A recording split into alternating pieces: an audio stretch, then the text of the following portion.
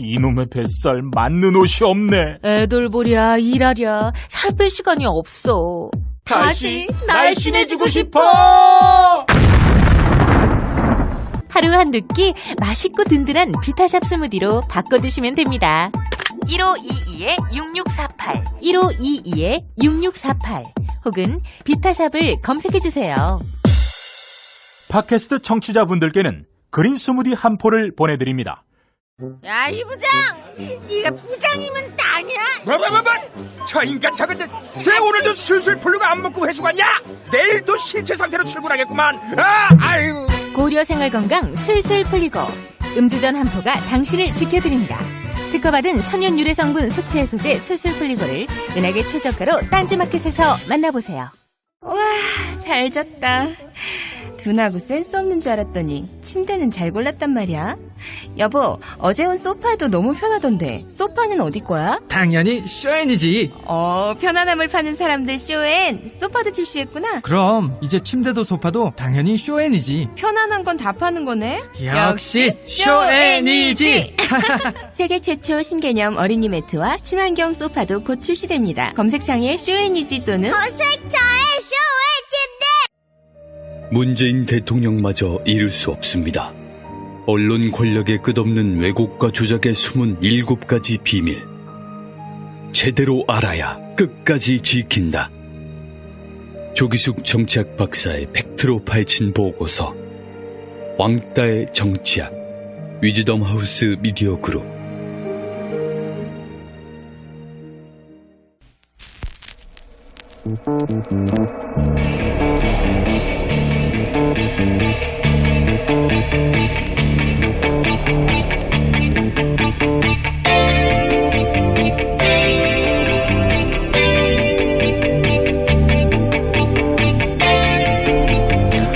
여의도는 섬이 아닙니다. 1970년 마포대교를 시작으로 서강대교, 원효대교까지 한강의 남과 북으로 이어져 소통의 중심이 된 지 오래입니다. 그래도 여의도 정치권은 국민의 소리를 듣기 어려운 모양입니다. 새 정부 공직자들에 대한 청문회가 계속되고 있는데요. 국민들이 묻고 싶은 걸 대신 묻는 건지 고개가 갸웃그려지곤 합니다. 싫더라도 문자 민심을 살펴보고 SNS에서 엿볼 수 있는 여론에도 눈을 떠주십시오. 의혹을 위한 의혹 제기가 아니라 국민을 위한 일꾼을 찾는데 집중해 주십시오. 여의도만 대한민국이 아닙니다. 언제나 밝은 곳을 향하는 양지 생각이었습니다.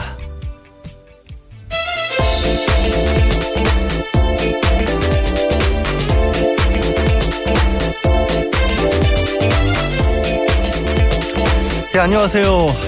고기 좋아하는 공장장이 고기 먹으러 놀러 가는 바람에 일주일 동안 대리 진행을 맡게 된 양지열 변호사입니다.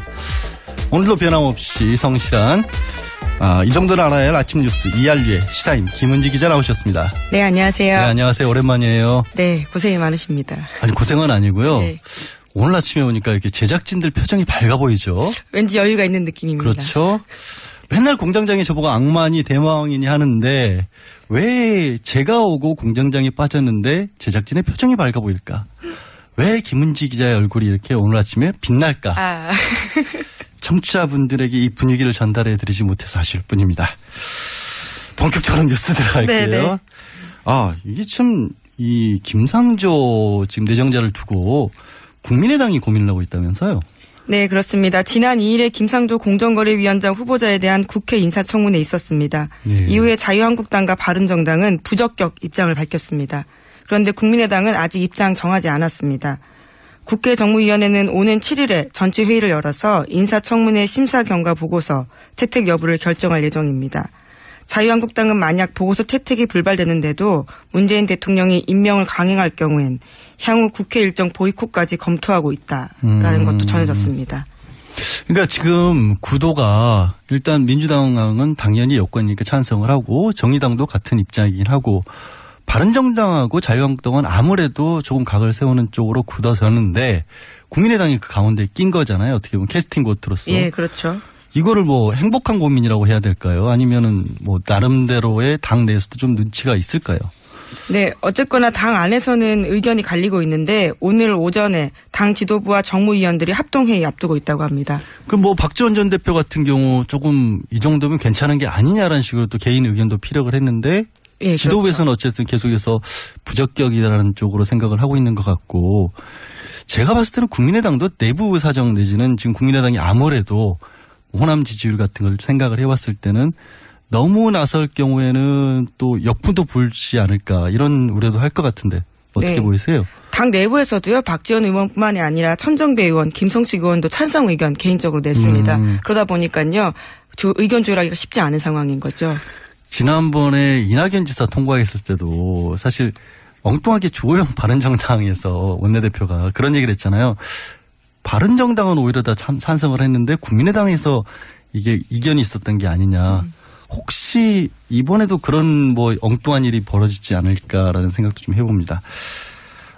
다음 뉴스로는 이 우리 군 차기 한국형 전투기 도입 사원과 관련해서 갑작스럽게 좀 변경된 그런 모습이 좀 보인다라고 해서 감사원에서 다시 감사를 한다 이런 얘기가 들리네요. 네, 그렇습니다. 이미 감사 진행하고 있는데요. 재연장까지 검토하고 있다고 어제 JTBC가 보도했습니다. 그러니까 이게 뭐냐면 차기 한국형 전투기라는 것을 도입하는 과정에서 원래 다른 비행기를 검토하고 있다가 갑자기 바뀌었다 이런 얘기인 거죠, 맥락이. 네, 흔히 FX 사업이라고 알려져 있는데요. 원래는 F-15SE 사일런트 이글이라고 해서 보잉사 전투기를 들어오기로 했었습니다. 예. 그런데 갑자기 아예 이것이 부결이 되면서요. 6년 동안 검토했던 게 2시간 반 만에 바뀌었다라는 겁니다. 그러니까 6년 동안에는 방금 말씀하신 것처럼 F-15SE를 하려고 검토를 했었는데 2시간 만에 김관진 당시 이제 국방부 장관이었고 국방부 장관이 개입을 하면서 갑자기 F-35로 바뀌었는데 문제는 이거를 바꾸려면 F-15SE 때처럼 충분히 재검토를 해서 그 여러 가지 후보들 중에 하나로 바꿔야 되는데 그게 아니라 그냥 덜컥 2시간 만에 아예 F-35로 바꿔버렸다. 이런 게 의혹인 거잖아요. 예, 그렇게 이제 몰아갔다라는 취지의 보도인데요. 그렇기 때문에 감사원에서도 이것들까지 같이 감사하는 게 아니냐라고 네. JTBC가 보도하고 있습니다. 그렇게 되면은 지금 사드 도입도 그렇고 차세대 전투기도 그렇고 김관진 전 안보실장이 과연 어떤 역할을 했었느냐. 지난번에 송영길 의원 같은 경우 또 참 놀라운 얘기도 하셨는데 그때 뭐였죠 그게? 네, 지난번에 뉴스공장에 출연해서 뭐 전화 인터뷰이긴 했는데요. 여러 가지 의혹 제기를 하면서 정윤혜 씨와 그리고 김관진 현 안보실장의 관계에 대한 의문을 제기하면서 로키드 마틴과도 연관이 있는 게 아니냐라는 의문을 제기한 겁니다. 사실 그건 어마어마한 의혹인 게 이건 방산비리일 수도 있다라는 말씀을 하신 거고 우리가 지금 로키드 마틴하고 실제로 체결한 게 2021년까지 한 12조 원가량을 체결을 했다라는 건데 거기에 만약이라도 부정한 소지가 조금이라도 끼었다면 분명히 밝혀야 될 내용일 것 같습니다. 자, 사드. 그럼 이제 사드 얘기 좀 전에 했으니까 사드 배치와 관련해서 정의용 안보실장이 미국에 가서 입장을 좀 밝혔네요. 네, 그렇습니다. 환경 영향 평가와 관련한 국내법적 절차를 앞세워서 사드 배치 시기 조율 나서는 게 아니냐라는 보도가 나오고 있는데요. 네. 정의용 실장이 지난 1일에 미국에서 한국 기자들과 만나서 이렇게 밝혔습니다.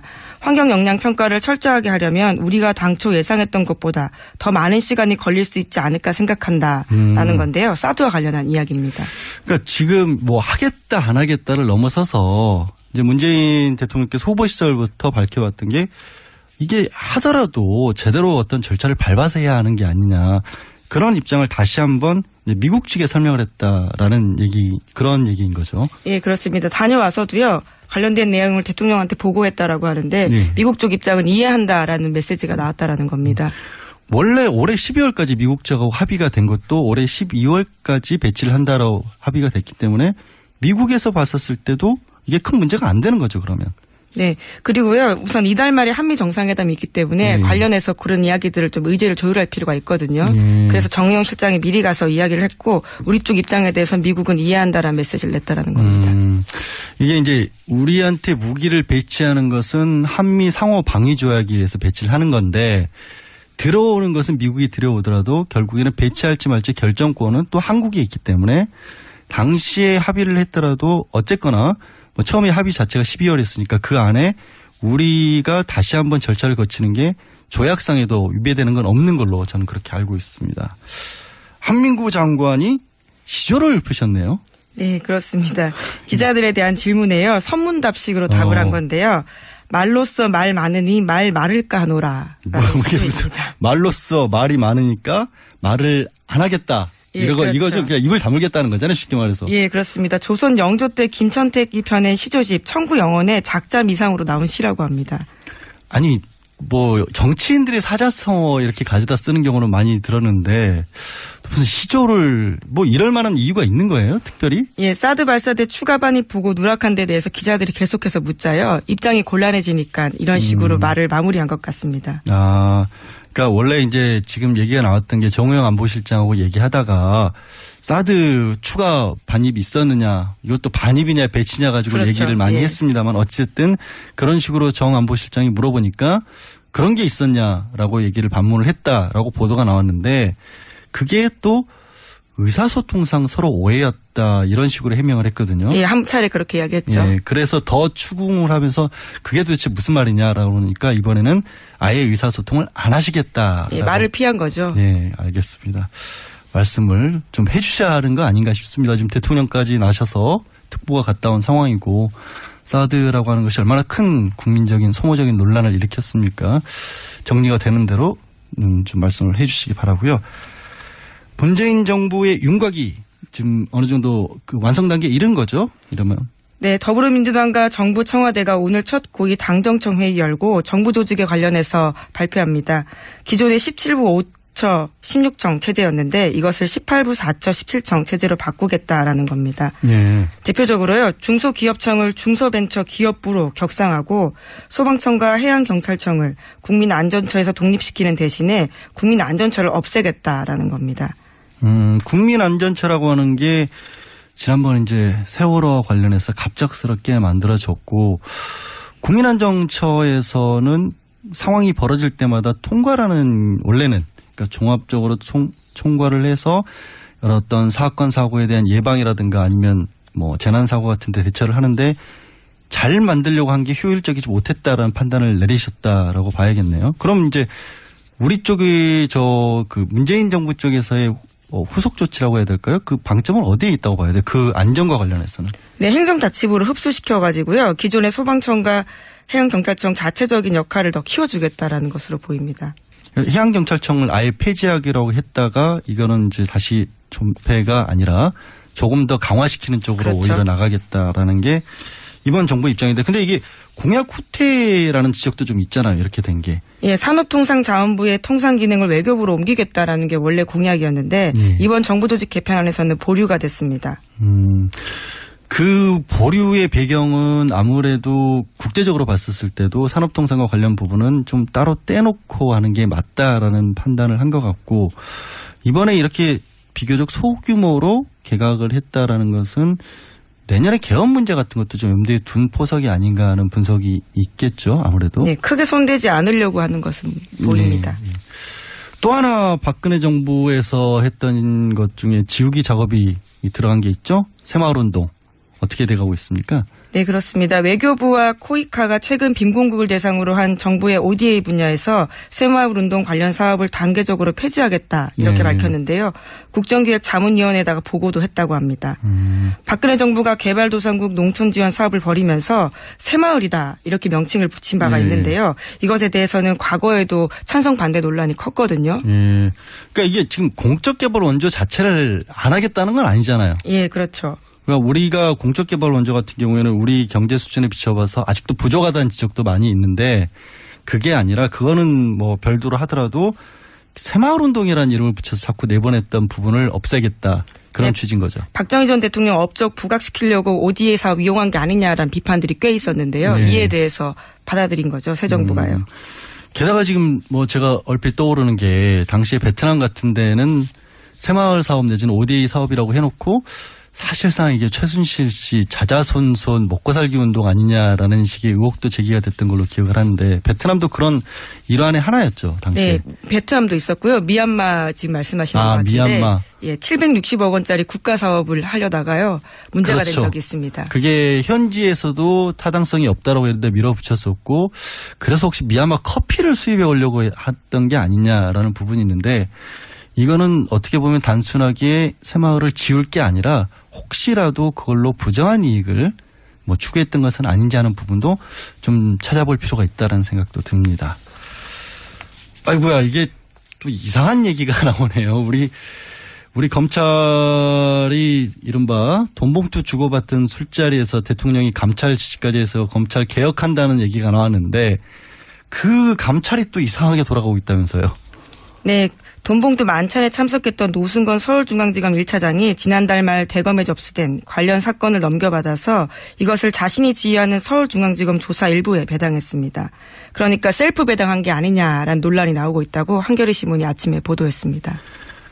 아니 지금 그때 만찬도 이 관리 감독을 해야 되는 법무부 간부하고 수사를 담당했던 서울중앙지검 간부들이 술을 같이 마시고 돈봉투 서로 나눠 갖는 바람에 문제가 된 건데 이번에는 그래서 그거를 감찰하라고 했는데 그것도 또 다시 자기 식구들끼리 하겠다는 거예요, 그러면? 예, 이번에는 수사와 관련된 부분들인데요. 거찰이 자신에게 관련된 사람들이 있는 부서로 셀프 배당을 해서 이 수사조차도 셀프 수사되는 게 아니냐라는 걱정이 나오고 있다는 겁니다. 이거는 모르겠습니다. 이게 워낙에 이제 노승건 서울중앙지검 같은 경우에 담당하고 있는 범위가 넓기 때문에 그랬을 수도 있으나 확인해 볼 필요는 있는데 이게 정말로 지금 한겨레 단독 기사인가요? 예, 그렇습니다. 이 기사에서 나오는 것처럼 글자 그대로 셀프 수사를 하려고 한 것이라면 이건 일종의 항명이잖아요, 그러면. 대통령이 직접 지시해서 감찰해서 수사로 이어진 건데 그걸 내 식구를 시켜서 나를 조사하겠다? 이 확인이 다시 한번 필요한 후속 취재가 필요한 상황이라고 생각되네요. 예, 물론 노승공 차장 같은 경우에는요, 고민을 했지만 공안 사건이나 특수 사건이 아니기 때문에 조사부에 배당했다라고는 하지만요, 검찰 내부에서는 그런 오해를 피하기 위해서라도 다른 데 배당했던 게 아니냐라는 지적이 나온다는 겁니다. 그러니까 원래 담당하는 부서가 내 밑에 있으니까 그냥 거기에 했다라는. 그럼 법무부하고 서울중앙지검하고 술 먹은 것도 마찬가지네. 원래 담당하는 부서고 원래 아끼는 후배들이니까 술 먹은 거 당연하다는 얘기를 또 한 거잖아요, 그러면 그건. 국민들이 어떻게 받아들일지 참 이것도 고개가 갸웃거려집니다. 국정원 감찰을 좀 제대로 해보겠다. 그런 발표가 있었습니다. 네, 이것도 한국일보의 아침 단독 기사인데요. 예. 국정원의 감찰실장에 현직 검사가 내정됐다라는 겁니다. 감찰실장에 조남관 서울고검 검사가 내정된 것으로 알려졌다라는 건데 감찰실장은 국정원 빅5 자리 중에 하나로 꼽힐 정도로 중요한 자리라고 합니다. 원래 검찰하고 국정원도 서로 인적 교류를 많이 하잖아요. 근데 이거는 조금 예외적인 경우인가요? 이렇게 되는 거는? 네, 지난번 박근혜 정부에서도 있긴 했었지만요. 감찰실장 자리에 검사가 오는 것은 이번이 두 번째 경우로 보이는데요. 예. 특히 이번 인사 같은 경우에 조 검사 같은 경우에는요. 2000년 12월 달에 대통령 직속 의문사 진상규명위원회 소속으로 조사 1과장 역할을 했다고 합니다. 당시에 중앙정보부 그러니까 현 국정원에서 조사받다가 사망한 고 김최종길 서울대 교수가 있는데 이 교수의 의문사 사건을 맡고 나서요. 국정원이 개입해서 숨졌다라는 취지의 조사 결과를 발표한 적이 있다고 합니다. 네, 그러면 인권 조사를 했던 검사가 이제 국정원의 실태를 감찰하는 그런 역할을 맡았다라는 건데 기대가 좀 되긴 합니다.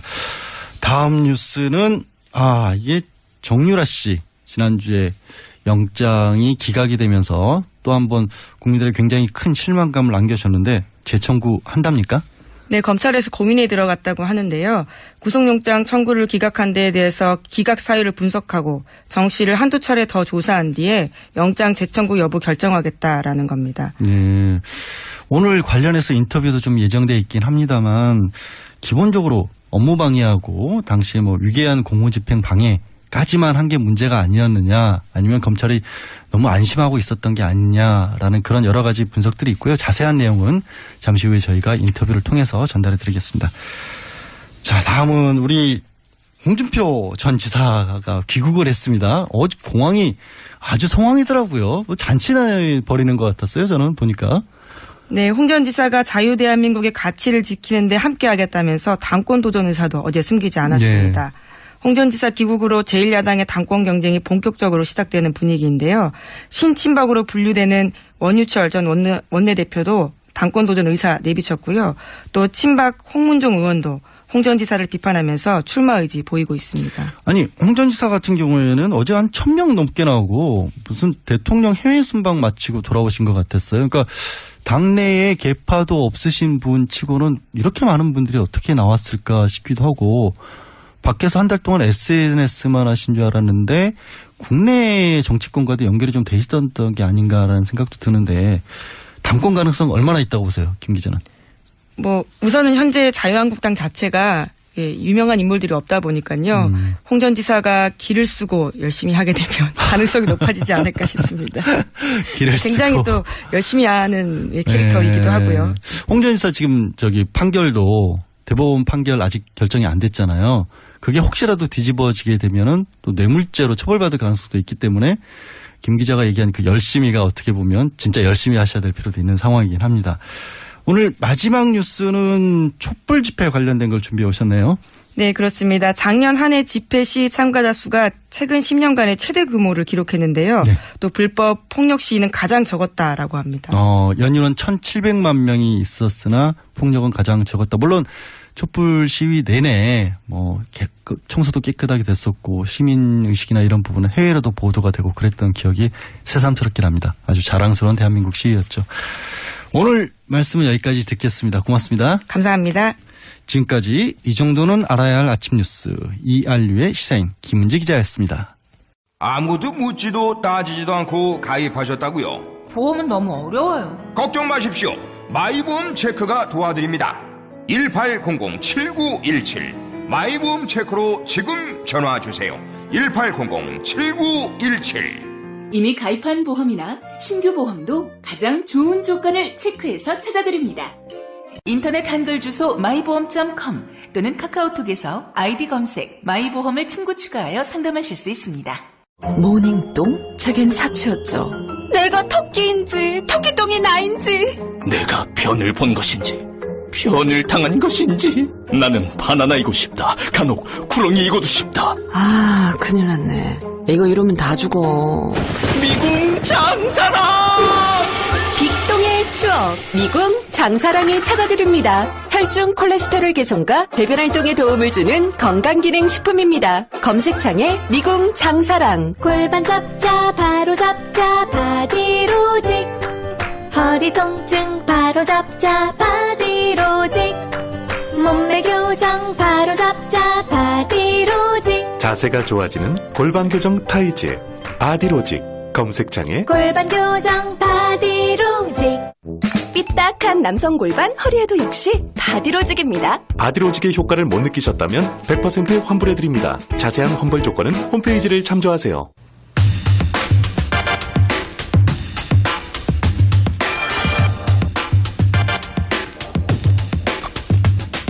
네, 김상조 공정거래위원장 후보자에 대한 인사청문 보고서 채택을 두고 여야의 생각이 많이 다릅니다. 또 이번 주 강경화 외교부 장관 후보자, 김희수 헌법재판소장 후보자의 인사청문회를 앞두고 있는데요. 여야의 커다란 입장 차이, 원내 현안에 대해서 의견 직접 들어보기로 하죠. 먼저 여당 연결합니다. 더불어민주당 강훈식 원내대변인 나와 계세요. 네, 안녕하십니까. 강훈식입니다. 예, 안녕하세요. 네. 예. 김상조 공정거래위원장 후보자에 대해서 물론 여당에서는 적격 판단을 하셨던 걸로 알고 있는데 이게 네. 여러 의혹들이 좀 제기가 되는데 의혹들은 다 해소됐다고 보시는 겁니까? 네, 실제로 많은 부분이 해소됐다고 저희는 판단하고 있고요. 예. 동시에 또 작은 의혹들이 있었습니다만 이게 공정거래위원장으로서 업무 수행을 하는데 심각한 지장이 있다 이렇게 판단하기는 어렵습니다. 예. 그리고 또 많은 국민들이 이 청문회 과정들을 저희가 공개해서 하는 이유는 국민들의 눈높이에 맞는지 안 맞는지가 더 중요한 것 아니겠습니까? 예. 실제로도 많은 언론 보도에서 야당을 가리켜서 결정적 한방이 없었다 이런 표현들을 많이 썼는데요. 그것은 바꿔 말하면 공정거래위원장이 국민의 눈높이에 굉장히 맞는 그래도 후보자가 된 것 아니냐라는 반증이라고 생각이 들고요. 그래서 또 이후에 또 청문회를 통해서 해명된 의혹에 대해서 인정하는 자세를 좀 가졌기 때문에 그런 미비한 부분은 합리적인 소명을 좀 하면 될 것이다. 이런 정도 수준이지 이것이 공정거래위원장의 자격이 없다. 이렇게 보기까지는 무리라고 생각합니다. 저도 어떤 명백한 불법이나 이런 부분들은 사실 별로 안 보였는데 굳이 꼽자면은 나온계약서 작성 같은 것이 당시 관행이라고 할지라도 어쨌든 공정거래위원장 후보니까 그래도 안 했어야 되는 거 아니냐라는 식으로까지 또 얘기를 하시는 분들도 있더라고요. 이런 어떤 야당이 있죠. 그러니까 이른바 어쨌든 5대 인사 원칙에는 위배되는 게 아니냐. 이런 야당 입장에 대해서는 어떻게 생각하세요? 네, 뭐 사실은 문재인 대통령도 밝혔습니다만 5대 인사 원칙은 인사 원칙입니다. 이전에 정부에서 매번 문제가 됐던 5가지만큼은 좀 문재인 정부에 대해서 피하겠다는 원칙을 세우신 거고요. 여기에 따라서 사실은 이게 구체적 기준이 되느냐는 문제는 약간 별도라고 봅니다. 바꿔 말하면 세부적인 기준, 구체적인 검증 기준들은 아직 논의 자리를 저희 여당에선 제안을 했고 야당에서는 수락은 했습니다만 아직 못 만들고 있고요. 앞으로는 어떤 자리나 사실은 뭐 사회적인 책임감이나 높은 도덕성을 요구함에도 불구하고 구체적으로 세부 기준을 좀 만들어 나갈 필요 있고 말씀하신 것처럼 김상조 위원장의 다운 계약서 같은 건 아쉬운 부분이 분명히 남죠. 당시 사회적 관행이라 할지라도 분명히 아쉬운 부분이 남고 또 본인 또한 그런 부분에 대해서 담백하게 사과하고 있으니까 이런 부분 또 우리가 참 감안해야 될 거라고 생각이 들고요. 다만 저는 모두 잠깐 말씀드린 것처럼 궁극적으로는 새로운 기준들을 만들어 나가는데 빨리 여야가 합의해야 될 거라고 생각합니다. 그러니까 이른바 대통령께서 직접 설명을 한 것처럼 5대 인사 원칙이라는 게 원칙이지 그게 위반되는지를 알려면 정확한 어떤 기준 같은 것들이 있어야 된다라는 그런 말씀을 해주셨는데 초반에 국민들 입장에서 봤었을 때는 청문회 과정에서 해명이 됐을 것이다. 그렇게 파악하고 있다라고 하는데 그건 어떻게 하세요? 국민들이 어떻게 여론이 어떤지 이런 건 어떻게 파악을 하고 계세요? 특별히 조사 같은 걸 한다거나 하셨나요? 아니요. 조사보다도 일단 기본적으로 대통령에 대한 국정 지지율 그리고 두 번째는 많은 언론 보도에서 아까 말씀드린 것처럼 한 방이 없었다라는 건 바꿔 말하면 크게 이 김상조 공정거래위원장 후보자가 크게 결격 사유가 없어 보인다는 이야기 아니겠습니까? 그런 것들을 다 종합해 보면 대통령의 지지율이라는 그런 사항들을 종합해 보면 김상조 공정거래위원장이 본인들의 업무 수행을 하는 크게 지장은 없다 이런 말씀입니다. 여권 입장에서는 한 번쯤 그런 부분을 조금 더 구체적으로 혹시라도 지지의 근거 같은 것도 한번 알아봐 주시면 좋을 것 같다는 생각도 잠깐 듭니다만 어쨌든 야3당은 반대 입장이잖아요. 계속해서. 게다가 이제 자유한국당은 아예 김성자 후보자 임명 강행할 경우에는 국회까지 보이콧하겠다. 이런 입장인데 어떻게 보세요, 이거는?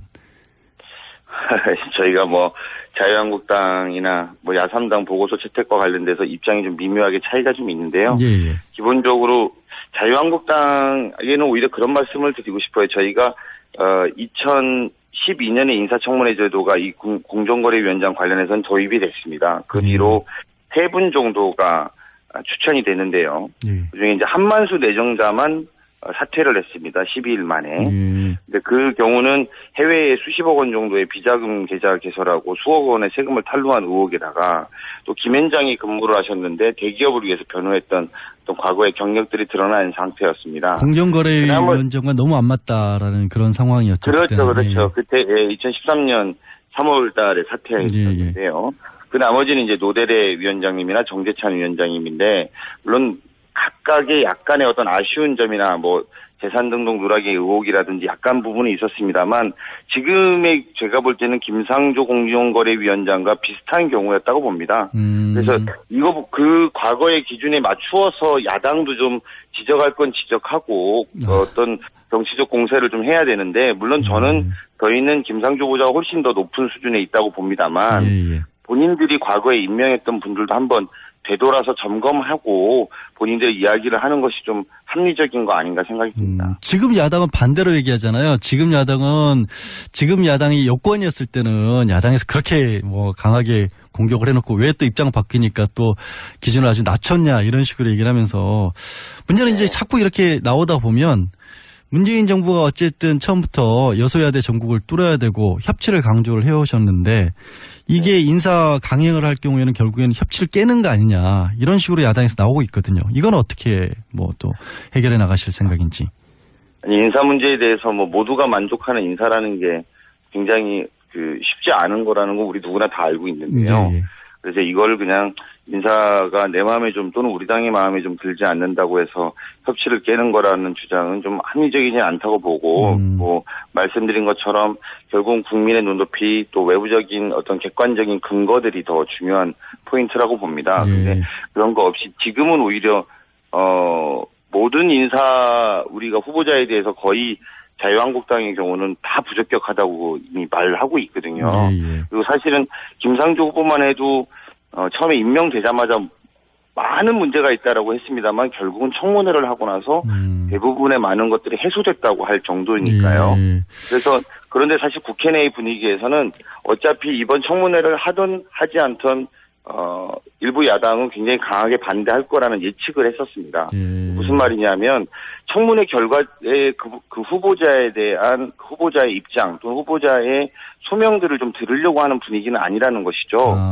그런 면은 바꿔 말하면 이미 일부 야당은 협치할 준비는 안 돼 있는 것 아니냐라는 조심스러운 말씀을 좀 드리고 싶고요. 청문회는 명목일 뿐이지 이미 어떻게 보면 반대 입장을 세워놓은 상태에서 이른바 반대를 위한 반대를 하는 것처럼 보인다라는 말씀을 하신 건데. 네, 뭐 그런 부분에 아쉬움이 있습니다. 예. 근데 그 말씀하신 것처럼 김상조 후보자 같은 경우에는 청문회 과정에서 본인이 워낙 해명도 잘 하셨고 또 정말 결정적인 한 방이 없어 보이기도 하는데 지금 현재 강경화 외교부 장관 후보자에 대해서는 또 조금 많은 어떤 의혹들이 좀 불거지고 있어요.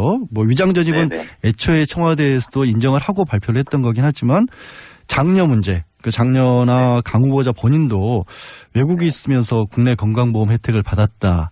또 뭐 증여세라든가 이런 것에 있어서 탈루가 있었다. 이런 의혹들이 좀 있는데 어떻게 지금 뭐 준비를 하고 계실까요? 이게 참 이번에 저희가 정말 오랜만에 여당이 되어서. 예, 오랜만이긴 하시죠. 네, 오랜만에 여당이 되어서 인사청문회 후보자들을 이렇게 마주할 때마다 약간 드는 느낌은 어떤 느낌이냐면요. 이게 사실은 굉장히 저희가 높은 수준에서 준비를 해서 국민 여러분들한테 소개를 해도 불구하고, 이게 그분들에 대한 공격들, 즉, 그 공격 하나하나를 일일이 대답하는 것만큼이 다 논쟁과 쟁점이 되어 왔습니다. 그럼 바꿔 말하면 후보자가 임명되는 데까지, 그러니까 청문회까지 굉장히 긴 시간이 있는데요. 이 시간 동안 계속된 의혹들이 제기되지만 사실은 후보자 입장에선 공식적으로 코멘트할 수 있는 시간은 청문회밖에 없다라는 겁니다. 그렇죠. 그 전에는 계속된 의혹들을 그냥 부풀려지는 지점들이 분명히 있죠. 그래서 청문회를 들어본 다음에 우리가 판단하는 과정들을 좀 가졌으면 하는 바람이 하나 있습니다. 즉 본인의 직접적인 소명 그리고 충분한 소명을 들은 다음에 우리가 납득 가능한지 그렇지 않은지 판단을 할 필요가 있다 이런 게 하나 있고요. 그럼 그런 면에서 보면 강경화 외교부 장관 후보자 같은 경우에는 이미 딸의 국적 문제나 이런 몇 가지에 대해서 청와대가 이미 밝히고 시작을 했던 부분도 있습니다. 그럼 제가 뒤집어서 왜 청와대는 그럼에도 강경화 후보자를 고집할까 또는 추천했을까 이런 부분을 한번 생각해 보실 필요가 있을 거라고 보는데요. 능력이라는 부분 일단 그런 부분에서도 더 생각을 해봐 달라 이런 말씀이시죠? 네, 그렇습니다. 그러니까 뭐 특히나 지난 정부에서 가장 우리가 국민들이 분노했던 건 위안부 합의 문제 아니었습니까? 그렇습니다. 또 강경화 후보자가 지난주에 위안부에 직접 방문하고 거기 계신 할머니들이 왜 이제 왔냐 정말 적격자가 여기 왔다 이렇게 반기는 장면들을 저는 확인할 수 있었는데요. 그 외교부가 외교 관료로 이렇게 굉장히 사실은 어떠한 기득권 또는 뭐 어떠한 이렇게 바뀌기 쉽지 않은 세력 또는 뭐 부처 중에 하나입니다. 이런 부분에 있어서 강경화 후보자의 소위 외모고시 출신의 후보자가 좀 바꿀 수 있다. 외교부를 새롭게 좀 능동적이고 활력 있게 바꿀 수 있다라는 고뇌가 있었을 거라고 보고요. 임명하는 쪽에서는. 그런 부분에 있어서 조금 아쉬웠어도 불구하고 아쉬움에도 불구하고 임명한 것이니까 그 청문회까지는 좀 지켜보고 좀 판단해도 늦지 않나 이런 생각이 듭니다. 그런 부분은 청문회장에서도 여당에서도 조금 지원 사격이 있어야 될 것 같긴 한데 이번 청문회 때 뭐 야당 청문위원들이 그분들 말씀으로는 문자 폭탄, 저는 문자 민심이라고 읽었습니다만 이런 논란이 좀 있었지 않습니까? 뭐 더불어민주당은 문자 민심에 대해서 어떻게 생각하십니까? 이게 뭐 제가 당의 입장은 전체 말씀드린다라고 대변인이시잖아요. 예. 기본적으로 일단 저는 정치 참여한 형태다 이렇게 생각합니다. 예, 정치를 표현하고 싶고 또 정치를 말하는 모든 분들에 대해 의견에 대해서는 존중돼야 된다고 생각합니다. 오히려 하지만 이제 그런 소위 문자 아까 뭐 또는 폭탄 또는 행동 뭐 여러 가지 요즘에 단어들이 새로 나오고 있잖아요. 근데 이런 부분에 있어서 좀 제안드리고 싶은 것은 좀 칭찬 문자도 한번 좀 많이 좀 보내주셨으면 좋겠습니다. 그러니까 뭐 자유한국당이 가령 예를 들면 최근에 우리 그 김연아 의원 같은 경우에 그 자유한국당 당론은 이낙연 총리의 그 거부하는 것인데 거기에 투표에 참여하고 또 거기에 투표도 하시고 이러셨거든요. 민주 문제에 있어서 이런 분들한테는 좀 문자 세례라고 할까요? 뭐 이렇게 너무 정서적인 것 같은데 칭찬 칭찬 문자 세례를 이렇게 좀 보내서 그런 분들도 인터뷰가 좀 많이 나왔으면 좋겠어요. 굉장히 의정 활동에 힘이 되고 있다 이런 것들이. 반대하시는 분 새로운 문화들이 좀 형성됐으면 좋겠습니다. 반대하시는 분들한테도 반대할 때 뭐 심한 말씀 말고 논리적으로 좀 차분하게 국민의 의견을 전달하면 폭탄이란 말은 좀 사라지지 않을까 싶기도 한데. 아니, 저도 많이 받아봤습니다. 많이 받아봤는데. 네, 받아봤는데요. 그러니까 그렇게 막 격하고 되게 소위 두려움을 느끼게 상대가 두려움을 느끼게 하는 수준의 것들은 지양되어야 될 거라고 생각합니다만 뭐 충분히 의견 내시고 또 칭찬도 해주시면 좋겠습니다. 한 가지만 마지막으로 여쭤볼게요. 사드 배치 이게 보고가 안 됐다. 청와대에서 이렇게 해서 진상조사를 해야 된다는 입장에 대해서 지금 민주당은 진상조사 청문회까지 하자. 국정감사 하자. 야당은 반대한다. 여기에 대해서는 어떻게 지금 생각하십니까? 공식적 입장이 진상조사는 당연히 해야 될 거라고 보고요. 하지만 청문회에 대한 공식적 입장은 청문회를 하자는 입장은 정확하게 아닙니다. 다만 우리 당의 사드 특위에서는 청문회를 하자고 요구하고 있는 것이고요. 당의 최종 입장은 청문회를 해야 된다 말아야 된다는 입장은 아닙니다. 다만 말씀드린 것처럼 이제 이런 문제가 밝혀진 만큼 행정부에서 진상조사는 되어야 될 거라고 보고요. 그 진상조사의 과정들을 보고 이것이 청문회로 가야 되는 건지 또는 이 청문회를 통해서 청문회를 만약에 하게 된다면 그걸 통해서 우리가 이것들을 국회에서 논의를 다시 해야 될 건지 말 건지를 전반적으로 다 살펴보고 점검해야 될 거라고 생각합니다. 네, 알겠습니다. 오늘 말씀은 여기까지 듣겠습니다. 고맙습니다. 네, 고맙습니다. 지금까지 더불어민주당 강훈식 원내대변인이셨습니다. 이어서 캐스팅 보터를 쥐고 있는 국민의당 최명길 원내대변인 입장 들어보겠습니다. 최 대변인님 연결돼 계신가요? 네, 안녕하세요. 네, 안녕하세요. 네. 자, 김상조 공정거래위원장 후보자에 대해서 조금 전에 이제 여권에서 민주당에서는 어떤 의혹은 많았지만은 결정적인 한 방은 없었다라고 얘기를 했는데 국민의당은 당론은 지금 부적격인 거죠, 지금? 그렇습니다. 그 도덕적 측면에서 흠이 많고 제기된 여러 의혹이 풀리지 않았다는 거니까요. 또 공정거래위원회가 우리 사회의 대표적인 시장 감독 기구니까 더 높은 수준의 도덕 기준을 충족해야 이른바 이제 국민 눈높이에 맞는다 그런 얘기입니다. 지금 개인적으로 보시기에는 말씀하신 것처럼 의혹들이 여러 가지가 있긴 했는데 좀 결정적인 한방 같은 것은 어떻게 생각하세요? 결정적인 한방이 없다라고 조금 전에 이제 강훈식 그 민주당 대변인은 그렇게 시작을 하셨는데. 공직 후보자들 이제 사퇴시켜야 된다든가 본인이 알아서 그만두어야 할 결정적 한방이라는 거는 정말 너무나도 상대적인 거였어요. 이것 때문에 사퇴해야 된다라고 이제 어떤 기준이 존재할 수는 없는 거고요. 아니 개인적으로 딱 말씀드렸던 대로 국민 눈높이에 맞는 게 다를 수 있는데 공정거래위원장의 경우는 늘 더 높은 수준의 검증을 요구했던 게 현실이고요. 그래서 어찌 보면은 김상조 교수에 대해서 가지고 있었던 국민의 그 기대에 충족하지 못한다는 뜻이겠죠. 어떤 결정적인 꼭 하나가 문제된다기보다는 전반적으로 그렇다라는. 우선 다운계약서 위장전이 흔히 얘기됐던 것이지만 해명이 됐다고 하지만 자료 제출도 완벽하지가 않고 야당 청문위원들 수준 보기에는 해명되지 않았다고 보는 것입니다. 그 부분이. 또 예일대학교 연수 부분에서 누가 스폰서라는 말에 대해서 굉장히 거부감을 나타냈지만 누가 재정적 부담을 했느냐 하는 거에 대해서도 깨끗하게 해명이 되지 않았지 않습니까? 이 부분에 대해서 지금 문의를 한 상태니까요. 좀 기다려봐야 될 것 같습니다. 지금 국민 눈높이라는 말씀을 하셨는데 국민들은 어떻게 생각하고 있는지는 별도로 좀 파악하시는 게 있나요? 여론 같은 거를? 흔히 얘기할 때 이제 수치로 나타나는 여론조사 수치를 가지고 얘기하는데 어떤 정부든 새 정부 초기에 심지어 굉장히 논란을 빚었던 그 공직 후보자들의 경우도 당시에 그 맥락에서 국민을 상대로 여론조사를 해보면 통과를 시켜주는 게 맞다라고 보는 여론이 훨씬 많이 나옵니다, 보통.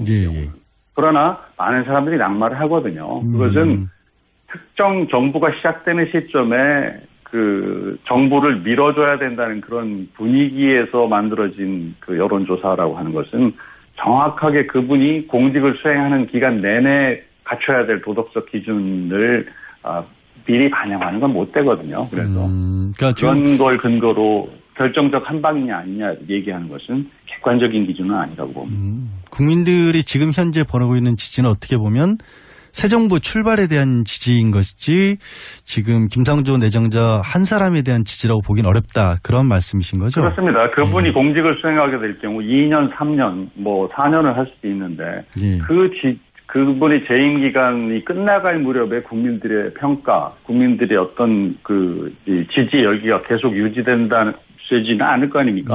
그런 기준에서 봐도 맞는 사람들 그런 의미죠. 근데 지금 국민의당 내부에서도 예를 들어서 박지원 전 대표라든가 뭐 천정배 의원이라든가 조금 우호적으로 들리는 그런 얘기들도 나오고 있잖아요. 당론은 지금 부적격이라고 말씀하셨지만. 정치인들은 개인적인 그 SNS 계정이라든지 이런 의사표현의 창구를 통해서 의견을 얘기할 수 있죠. 그렇고 김상조 교수가 그 살아오면서 대부분의 시간을 야당들과의 어떤 그 교감 속에서 활동을 해왔지 않습니까? 그러니까 사적으로도 굉장히 연이 있고요. 저도 잘 아는 분이고요.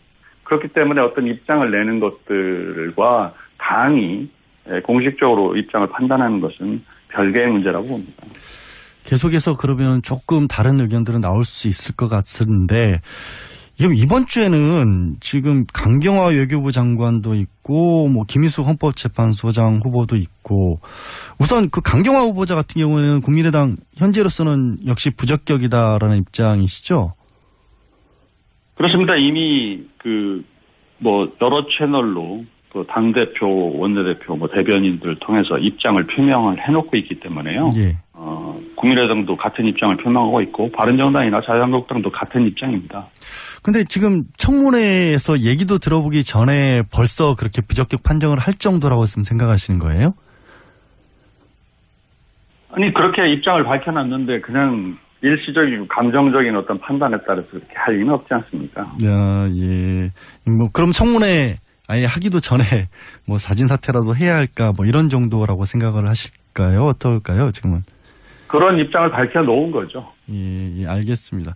그럼 이제 김희수 헌법재판소장 같은 경우 후보자가 지금 가장 문제라기보다는 가장 크게 조금 국민의당 쪽에서 제기하는 게 5.18 판결 당시에 군법무관으로 있으면서 판결 사형 판결 같은 걸 했던 부분에 있어서 문제를 제기하고 있는데 그런 부분이 가장 큰. 네, 그 부분도 크다고 봅니다. 그런데 이제 헌법재판소장 후보자 경우는 특별한 또 맥락이 있습니다. 그러니까 이분이 이제 대한민국 헌법 가치를 수호하는 대표기관이 헌법기관인데요. 헌법재판소인데 거기 최고 책임자로서 균형감을 갖춘 인물이냐 하는 논란이 있을 수가 있어요. 그 통진단 해산 반대 의견을 포함을 해서 소수 의견을 많이 낸 진보 인물이시잖아요. 그런데 이분이 재판관으로 활동하는 것은 전혀 문제될 게 없는데 과연 헌재 소장으로서 괜찮은 거냐 이런 걸 묻고 있는 거고요. 또 다른 문제는 말씀하신 대로 그분이 광주 민주화운동 당시에 31사단 군판사였는데 그때 이제 20대 군판사가 계엄 상황에서 내린 판결이란 점이어서 좀 감안을 해야 된다고 얘기를 하지만 시민군을 태웠던 그 버스 운전사한테 사형 선고를 한 대목은요. 과연 덮고 넘어갈 수 있는 거냐 이런 논란이 있는 겁니다. 사실 이제 5.18 정신을 헌법 전문에 넣자 이런 차원에서 발탁한 헌재소장이니까요. 이게 더 논란인 거죠. 그래서 저희 당 청문위원들도 당시 판결문을 꼼꼼히 따져보고 있는 그런 상황이고요. 또 당시 계엄군 대검에 찔려서 피살된 여성 시신 검시를 맡았던데 그분이 검시 의견서를 어떻게 냈으며 그 이후에 연관된 판결을 어떻게 했는지 이런 것들도 검토를 하고 있는 그런 상황입니다. 뭐 부동산 관련 의혹 제기된 게 있어서 파악을 하고 있고요. 예, 지금 말씀하신 가운데 개별 재판관이라면 모르겠습니다만은 헌법재판소장으로서는 과연 균형 감각이 있는 것인지도 좀 따져봐야 된다. 그런 취지로 말씀을 하셨는데. 네, 그렇죠. 예, 이제 통진한 계산이라든가. 얼마든지 소수이익을 많이 내도 상관이 없는데. 그런데 소장의 경우는 조금 균형감도 요구되는 게 아니냐 이런 얘기가 있다는 거죠. 예, 제가 그거를 여쭤보니까 하필 이제 균형이라는 얘기를 하셔서 국민의당 같은 경우가 이제 보면은 뭐 태생적으로 더불어민주당과의 관계도 있는 것이고 현재 어쨌든 의원 상당수 분들이 호남이 또 그 호남 출신이시고 그런 부분들도 있는데 지금 공교롭게도 막상 국민의당이 원내에서 차지하고 있는 위치를 보면 여당과 가깝고는 하지만 반대쪽인 바른정당이나 자유한국당이 있고 또 민주당과 정의당이 있는 중간에서 일종의 캐스팅 보트를 쥐었다고 할까요? 뭐 인사청문회뿐만 아니라 앞으로도 그럴 것 같고 그런 균형을 잡는 역할을 또 묘하게 잡으셨어요. 되셨어요. 네네. 위치가. 그러니까 앞으로 이제 향후 전국 전반에 있어서의 어떤 국민의당의 뭐 포지셔닝, 위치 잡기 이런 것들이 그러면 지금 말씀하신 균형에서 어떤 처해지는 그런 거를 갈까요? 어떤 전략으로 보셔야 될까요? 원래 추구하는 창당 정신이 그 이른바 중도 개혁을 추구하는 그 정당이고요. 예. 그러니까 뭐 그렇지만 어떤 야당이기 때문에 그 견제 감시 역할을 맡은 그 책무를 다할 뿐인데요. 조금 전에 이제 그 말씀하신 부분에 몇 가지 이제 그 질문이면서 해답이 들어있는데 그 여소야대 이제 상황에다가 캐스팅 보트 역할을 국민의당이 갖고 있다라고 얘기를 했는데 실제 궁금한 게 민주당의 경우는 지금 여소야대 상황이라는 인식은 정확하게 하고 있는 건지 우선 궁금하고요. 그리고 국민의당이 캐스팅 보트를 가지고 있는데 왜 행사하지 않을까? 그 이유는 어떻게 보고 있는 걸까? 이게 참 궁금해요. 예. 또 국민의당이 아까 여당과 가깝다는 그런 말씀도 하셨는데 실제 어떤 면에서 가까운 건지 민주당은 실제 자기들과 가깝다고 여기는 건 맞는 건지 이런 것들이 궁금할 정도입니다. 실제 저쪽 열광 지지자들한테 문자 폭탄 많이 받는 게 가까운 겁니다. 정말 가까운 거 맞아요. 네, 조금 서운하신가 봐요. 서운한 게 아니라 정확하게 현실을 인식을 좀 해줬으면 좋겠다는 것입니다. 그러니까 제가 근데 그리고 지금 입장을 여쭤본 이유는 이제 많은 분들이 국민의당 내부에서도 어떻게 보면은 각각의 개별 의원들이 뭐 지역구나 이런 것에 따라서 이해관계도 좀 엇갈리기 때문에 그런 부분들이 국민의당 전체의 당론을 밖으로 표시하는데 좀 다른 목소리로 나온 것도 아니냐. 그래서 뭐 아까 지금 김상조 내정자 같은 경우에도 당론은 부적격인데 일부 의견들은 뭐 개인적으로 찬성한다라는 그런 목소리들이 끊이지 않는 게 아닌가. 그런 어떤 지적을 좀 드린 거죠. 말씀을 드린 거죠. 그렇죠. 뭐 그런 부분이 없다고 할 수는 없습니다. 그러니까 이게 창당은 기본적으로 중도 개혁 노선을 그리고 중도 노선을 그 지향하고 창당을 했지만 총선의 결과로 나타난 것은 호남 쪽의 지지를 많이 받았고 또 호남 출신의 그 지역구 의원이 많은 건 사실이어서 혹시 그래서 호남을 기반으로 한 정당이 아니냐. 그렇게 결과된 건 맞는데요. 그 창당의 정신이라든지 이후 추구한 가치가 어느 특정 지역에 기반을 했다고 볼 수는 없는 거기 때문에요. 그리고 저 사사로운 연이 있어서 그런 부분에서 좀 이렇게 해줬으면 좋겠다는 개인 차원의 정치인들의 의사 표현이 있다고 해서 그것이 당의 입장으로 이렇게 바로 투영된다 이렇게 볼 수는 없습니다. 결국 이제 당이 추구하는 바와 당의 현실적인 문제의 괴리 내지는 거리를 어떻게 극복할 것이냐의 문제가 남은 것 같아요. 괴리라고까지는 없지만 늘 그런 그 부분의 조화를 요구하는 그런 알겠습니다. 문제들은 남아있죠, 정당에는. 중간에 문자 폭탄이라고 하셨어요. 근데 저는 개인적으로 이제 아까 뭐 문자 민심이라고 표현을 저는 하고 있습니다만은 이게 그 국민의 어쨌든 대표기관인 국회의원들에게 민의를 국민들이 전달하는데 이게 폭탄이냐. 과연 이런 어떤 지적들도 좀 말씀도 많으시거든요.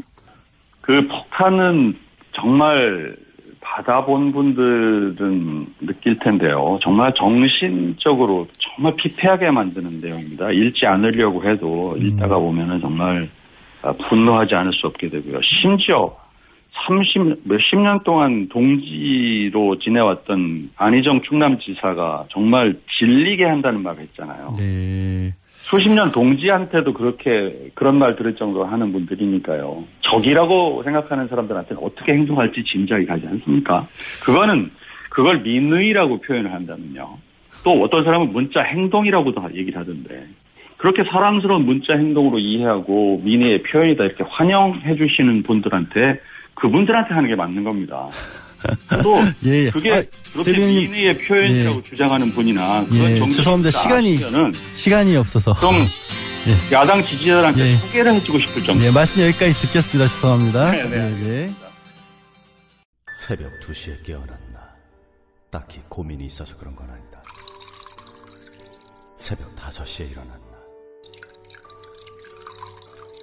새벽 6. 아우, 이 인간이 잠도 못 자게 화장실을 들락거려! 남성 활력과 전립선 건강, 하루 한 알로도 충분합니다. 소팔메토, 옥타코사놀, 아연, 비타민 A, D, E까지 하루 영양 기준치 100%를 꽉 채운 메가셀 남자의 활력. 지금 바로 인터넷 검색창에 메가셀 남자의 활력을 검색해보세요.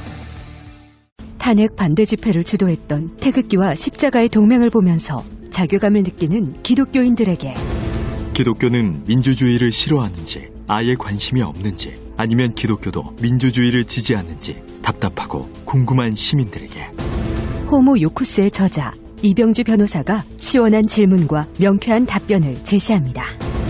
박근혜 사태와 기독교의 문제, 기독교인들에게 민주주의는 무엇인가? 도서출판 대장간. 김치는 맛있어야 한다. 아주 화끈하게 100% 국내산으로, 신흥년 전통으로, 햇섭 인증으로 화끈하게 맛있다.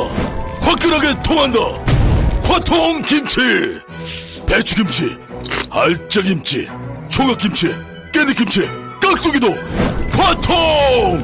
검색창에 화통김치. 아우 맛있어. 소설가 황석영입니다.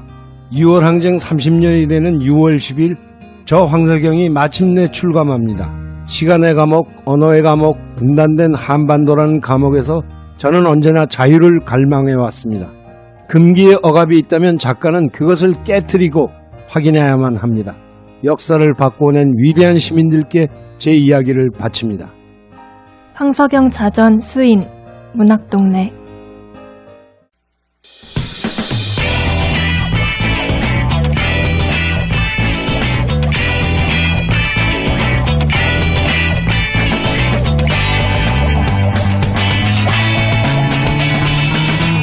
김어준의 뉴스공장. 예, 2부에서 제가 문자 미심 얘기 잠깐 들었는데요. 뉴스공장은 문자 폭탄, 세례, 뭐든지 환영합니다. 예, 불통의 공장장은 같고 소통의 대마왕이었습니다. 50원은 듭니다. 샵 0951. 또 카카오톡은 무료죠. 준비되어 있습니다. 그런 의미에서 3부 시작하기 전에 문자 하나 소개시켜드리겠습니다. 윤혜정님, 그럼 정말 총선 때 문자 보내지 마라. 시끄러우니 선거운동도 제발 하지 마라 하는 식으로 문자 보내주셨습니다. 네, 본격적으로 3부 시작하겠습니다. 군산의 한 종개 농장에서 조류 독감에 감염된 오골개를 판매했는데요. 이렇게 팔린 오골개가 제주도, 부산, 파주 등으로 퍼지고 있습니다. 그 바람에 퍼지고 있는 조류 독감, 어떤 종류고 사람에게는 어떤 피해를 주는지 서울대우 중앙대학교 분자세포병리학과 교수 연결해 자세히 들어보겠습니다. 교수님 나와 계세요? 예, 안녕하세요. 예, 안녕하십니까. 먼저 용어부터 좀 설명을 부탁드리겠습니다. 예. 이번에 발생한 조류 독감이 H5N8이라고 하던데요. 이게 어떤 의미인가요? H5N8은 조류 독감 이름입니다. 예. 이때 이제 H와 N은 그 바이러스 기능에서 매우 중요한 역할을 하는 바이러스 표면에 있는 단백질인데요. H는 18종류가 있고요. N은 11종류가 있어요. 그래서 H1, N1, H2, N5 뭐 이런 종류가 생기는 거죠. 그러니까 이제 18개, 11개가 있으니까 198개 조합이 가능한데 그 중에 하나인 H는 5, N은 8, 8번 이렇게 해서 이름이 H5N8 이렇게 조류독감 이름이라고 보시면 되겠습니다. 학자분들이 아니시니까 저도 그렇고 이게 이름은 그렇다 치고 이게 그럼 사람한테도 옮겨지느냐 이게 제일 궁금할 거예요. 사람한테도 혹시 병 일으킬 확률이 높은 겁니까? 이 경우는?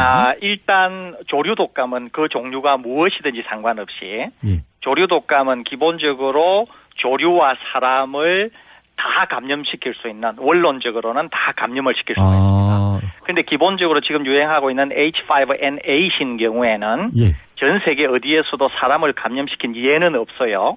그래서 이제 H5N1인 경우에는 사람도 감염시키고 조류도 감염시킨 경우가 있고 중국에서 유행하는 H7N9인 경우에도 사람과 조류를 다 감염시킨 적은 있으니까 기본적으로 조류 독감은 그 종류가 무엇이든지 간에 사람을 감염시킬 가능성은 있지만 H5N8인 경우에는 여태까지 사람을 감염시킨 적이 없고 추가로 아마 돌연변이가 더 생기면 사람을 감염시킬 수 있을 것으로 생각되는데 아직까지는 감염시킨 적이 없습니다. 다만 조류 독감은 종류에 상관없이 열에 매우 약해서 75도에서 5분 정도 가열하게 되면 뭐 식용으로 드시거나 이런 데 대한 두려움은 가지 않으셔도 됩니다. 그러니까 닭고기는 어쨌든 가열하면 먹어도 된다.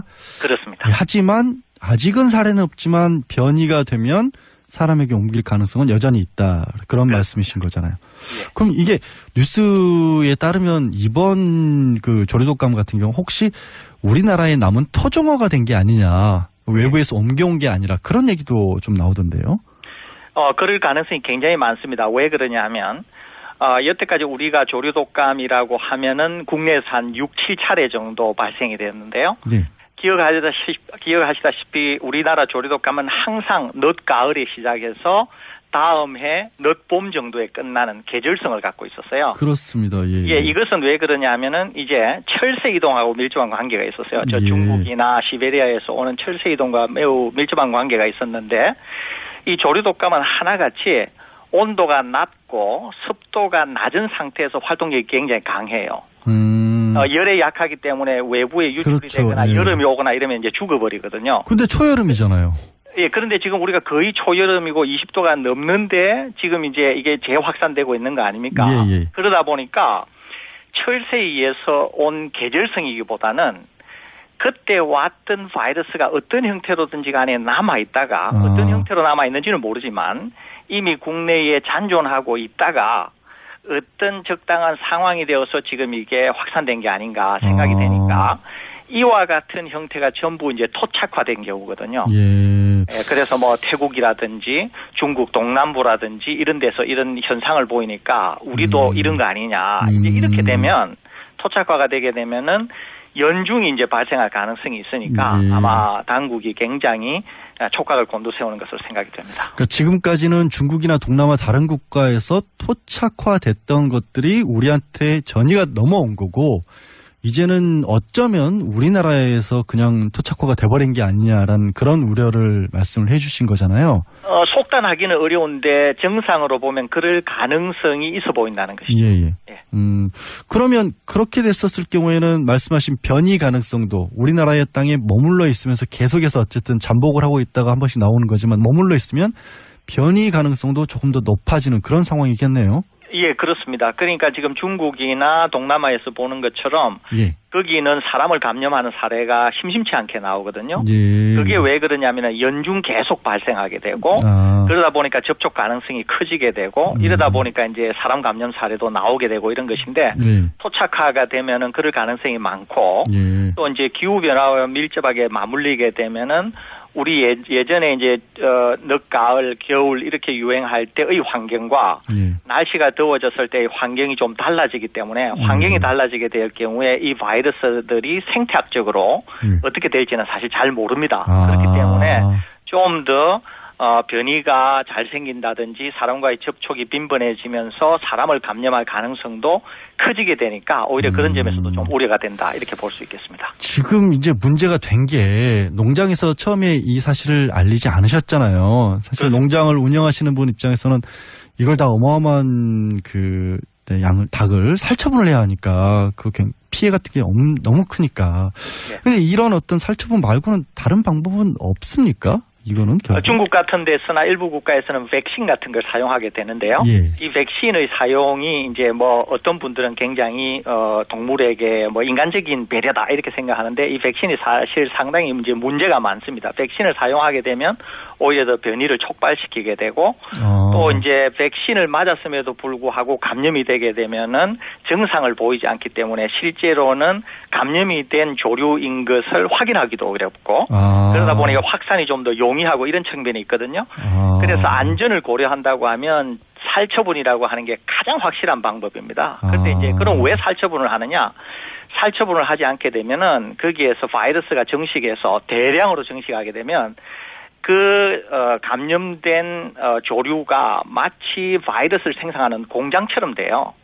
그래서 굉장히 심각한 확산이나 빠른 확산을 초래할 수 있기 때문에 빨리 확인을 해서 살처분을 한 다음에 그것이 공장처럼 되어서 빠른 시간 내에 정식하지 못하도록 하는 게 살처분이거든요. 예. 그래서 지금으로서는 살처분이 가장 인간에게 안전하고 실제로 조류도에게도 일부는 살처분을 해서 굉장히 비인간적으로 보이지만 그것이 전체를 위해서는 오히려 인간적인 그런 처분이다. 이렇게 이해하시는 게 오히려 편할 것 같습니다. 그러니까 백신이라고 하는 게 꼭 좋은 것만 아니고 잘못해서 엉뚱하게 약간 어떻게 보면 뭐 저항력 같은 것들을 바이러스에 줘서 오히려 변이만 일으킬 수도 있다라는 저도 그런 얘기는 처음 들어봤습니다만은 이거 그러면 아예 발병이 안 되게 어떤 최초에 발생할 때 어떻게 막을 수 있는 그러니까 바이러스가 백신이 아니더라도 다른 예방법 이런 건 없나요 전혀? 기본적으로 이제 면역성이 강하면 기본적으로 이제 바이러스에 감염이 되어도 바이러스를 이길 수는 있는데요. 실제로 발생하기 전에 사전적으로 예방을 하는 것은 거의 불가능합니다. 왜냐하면은 기본적으로 이제 대규모로 사육하게 되고 사육을 하게 되면은 공간이나 이런 제약이 있기 때문에 기본적으로 바이러스에 대해서 충분히 이길 수 있는 조건으로 이제 키운다고 하는 게 불가능합니다. 이제 비용 측면이나 이런 것들이. 심지어는 이제 야생의 조류, 굉장히 뭐 편하게 살고 있는 야생의 조류들도 감염이 되어서 대규모로 죽고 하기 때문에 실질적으로 사전에 차단한다는 것은 굉장히 어렵고요. 다만 중요한 것은 발생했을 경우에 신속한 역학조사를 해서 이동 통제나 이런 걸 통해 가지고 확산 방지를 하는 게 굉장히 중요합니다. 특별히 이제 우리가 여태까지 보아온 것처럼 초기 대응이 전체 국면을 거의 결정합니다, 이게. 그래서 어느 순간을 넘어가게 되면은 조치라고 하는 자체가 그냥 무용지물이 되는 상황이기 때문에 어떻게 하든지 초기에 진압을 하는 게 굉장히 중요하기 때문에 초기에 신속한 조치를 하는 것이 매우 중요하고 기본적으로 사전에 차단하는 것은 그냥 불가능하다 이렇게 이해하시면 됩니다. 근데 이게 잠깐 교수님 지적을 하셨습니다만은 이게 사육 환경이 너무 막 빽빽하고 밀접한 그런 환경에서 키우다 보니까 우리나라 중국 같은 데서만 유난히 좀 많이 일어난다는 지적도 있거든요. 그러니까 꼭 그렇지는 않습니다. 그래요? 이제 많은 분들이 그렇게 이해하시는데 이제 일본 같은 경우에도 우리와 키우는 게 비슷하고요. 미국도 비슷하고 그러는데 그러면 우리만 발생하고 딴 데는 발생하지 않느냐. 그러지 않거든요. 일본에도 빽빽하게 키워도 그런 이유로 발생하는 건 아니에요. 그럼 꼭 그것만은 아닙니다. 그 자체가 약간의 영향은 줄 수 있지만 그러지 않게 키워도 아까 제가 말씀드린 것처럼 야생에서 아주 편하게 키워도 야생 조류들이 감염되고 하는 것을 볼 수 있는 것처럼 기본적으로 바이러스가 존재하면 감염을 시킬 수가 있는 것이기 때문에 이렇게 이제 그렇게 대규모로 증식하게 되면 한 마리가 감염이 되었을 때 순식간에 대규모로 전파될 수 있다고 하는 점에서는 차이가 있겠죠. 그런 점에서만 차이가 있지. 그 자체가 꼭 감염을 쉽게 유발시킨다. 이렇게만 단편적으로 얘기하기는 좀 어려운 측면입니다. 알겠습니다. 마지막으로요. 이게 중국에서 이른바 신조류 독감이겠죠. 사람에게도 감염되는 아까 설명해 주신 거에 따르면 단백질의 이름이라고 하셨는데 거기서 나온 게 H7N9인데 감염자 41%가 사망을 했습니다. 그러니까 아직은 우리가 이게 토종인지 어쩐지 밝혀지지 않은 상황. 어쨌든 이런 위험한 바이러스가 국내에 들어오지 못하게 하려면 우리 정부 당국이 해야 할 부분, 지금 부족한 부분 하나만 좀 알려주시면 좋겠습니다. 기본적으로 H7N9는 WHO가 지정한 인류 전체를 위협하는 바이러스 중에 하나입니다. 이게. 예, 굉장히 WHO가 심각하게 모니터링하고 있는 바이러스예요. 무시무시한 거네요. 예, 무시무시한 겁니다. 왜 그러냐면 H7N9은 감염을 시키게 되면 조류에는 병원성이 전혀 없어요. 예. 그런데 그것을 접촉한 사람에게서만 병원성이 나타나고 사람이 거의 40% 정도가 사망하게 되는 거예요. 그러니까 감염된 조류가 이동이 된다거나 어디로 된다거나 이렇게 할 때 그걸 추적할 방법이 없어요. 병원성을 보이지가 않기 때문에. 그러니까 식별이 굉장히 어렵습니다. 그런데 지금 H7N9은 주로 중국에서만 발생을 하고 있는데요.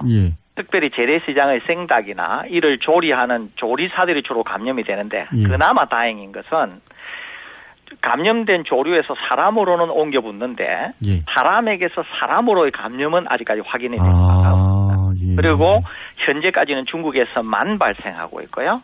그래서 이제 우리 당국에서는 일단 중국에서만 발생하니까 중국을 여행하는 분이나 중국에서 유입하는 분들에게 공항에 입국할 때의 그런 항공기 내에서의 그런 교육이 굉장히 중요하다고 생각이 되고요.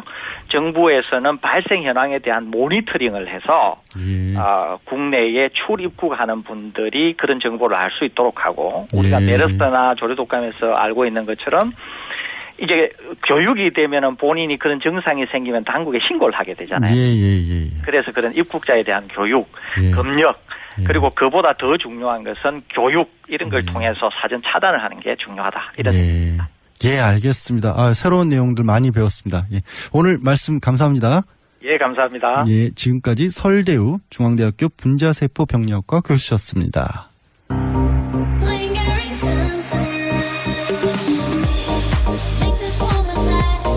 바가지 바이펙스 사틴의 신곡 링거링 선셋.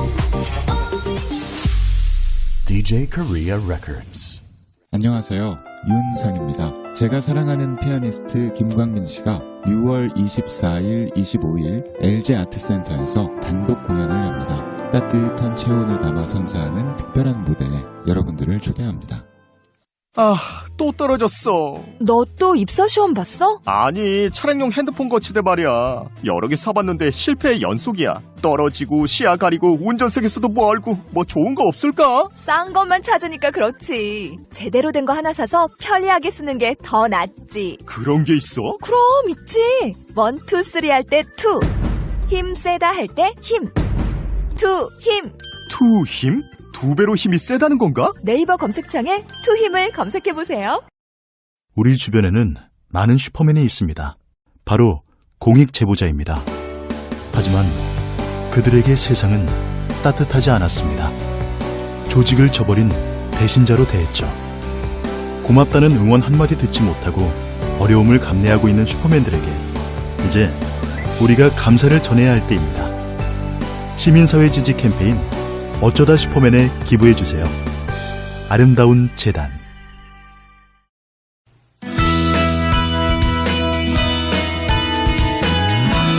법원은 왜 정유라 씨에 대한 구속영장을 기각했을까요? 만약에 검찰이 정유라 씨에 대해 다시 청구한다면 어떻게 될까요? 이분에게 명쾌한 답을 들어보겠습니다. 이정열 전 부장판사 연결되어 계십니다. 부장님 나와 계세요? 네, 안녕하세요. 네, 안녕하십니까. 네, 반갑습니다. 네, 반갑습니다. 예.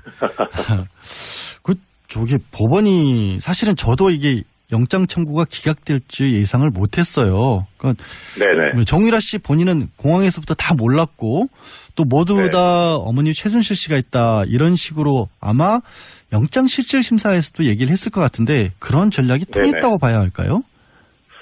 뭐 어떻게 보면 그 전략이 성공했다고 볼 수는 있죠. 그런데 또 한편으로 보면 영장 청구된 범죄 사실 자체가 사실은 우리가 일반적으로 생각하는 그런 내용들에는 훨씬 못 미치는 거였잖아요.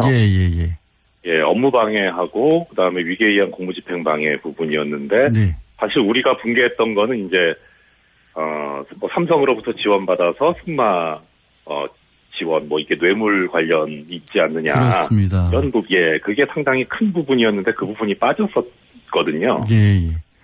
그래서 이 두 가지 문제를 보면은 결국은 위계에 의한 공무집행 방해나 업무 방해 부분은 이 학사 관련 문제여서 뭐 시쳇말로 표현하면은 어머니 최순실 씨의 이 치맛바람이 너무 강해서. 그렇죠, 사실. 예, 그래서,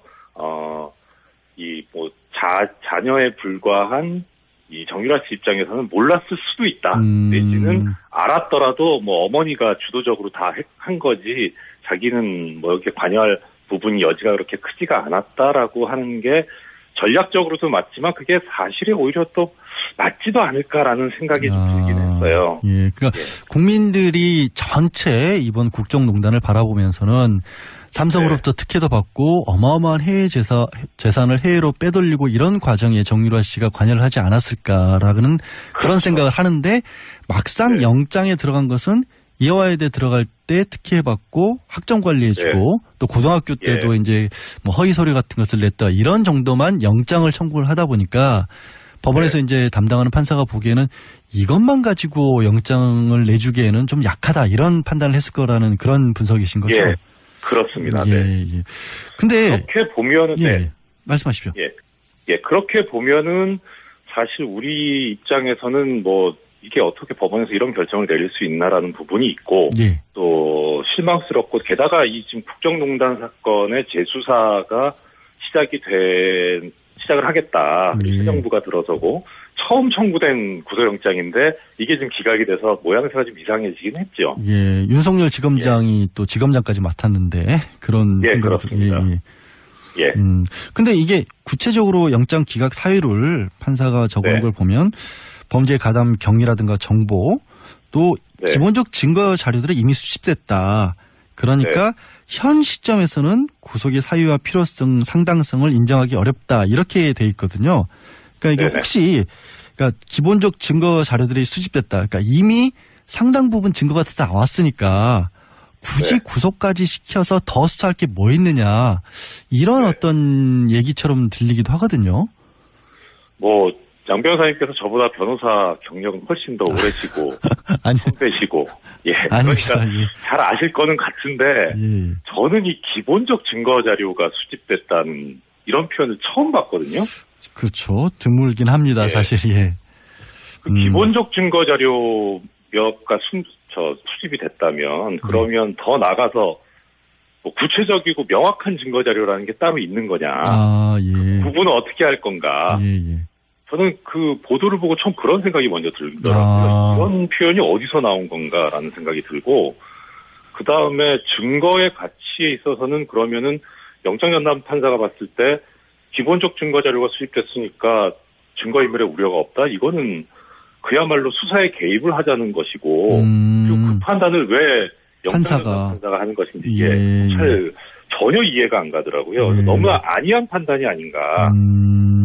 그리고 두 가지 측면에서 좀 볼 수 있겠던데요. 하나는 범죄 사실에 대한 소명이 부족하다. 그러니까 우리 쉽게 표현하면은 이 영장에 기재된 범죄 사실에 죄를 저지른 걸로 보이진 않는다. 이런 취지는 아닌 것 같아요.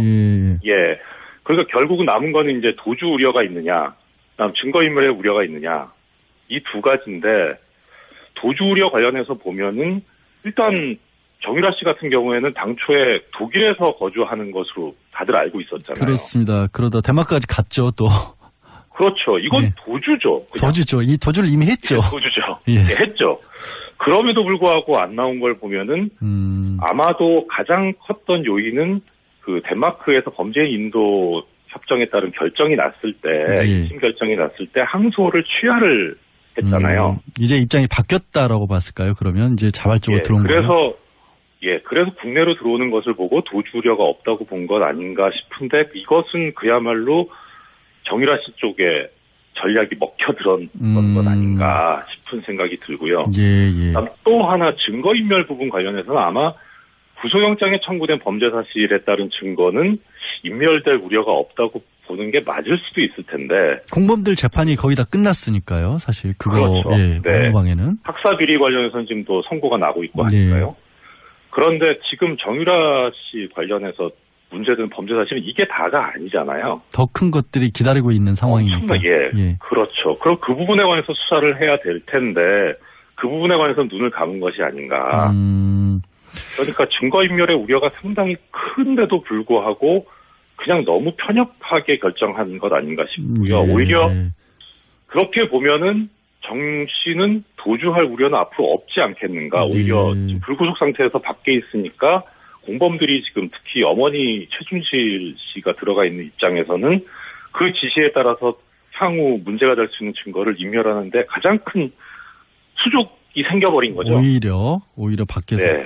근데 지금 말씀하신 게 이제 청취하시는 분들을 위해서 좀 설명을 조금 더 드릴 필요가 있으실 것 같은 게 어쨌든 국정농단 전체에 관해서는 사건은 많이 알고 있긴 하지만 판사가 영장에 적시된 혐의 자체는 학사비리 뿐인데 다른 사건에 대한 증거를 인멸시킬 우려가 있다고 해서 영장을 발부해 줄 수는 또 판사 입장에서는 못하는 거 아닌가요? 그렇게는? 그렇죠. 그렇게 되니까 그래서 검찰에서 영장을 청구를 할 때 그 부분만 들어간 것이 이것 정도, 그러니까 검찰에서 바라보는 가치관하고 사건을 보는 시각하고 법원에서 보는 시각하고 상당히 좀 차이가 있긴 있구나라는 생각이 들더라고요. 그러니까 검찰 입장에서는 워낙 큰 그림을 보고 있으니까 이 정도면은 나올 수도 있겠다.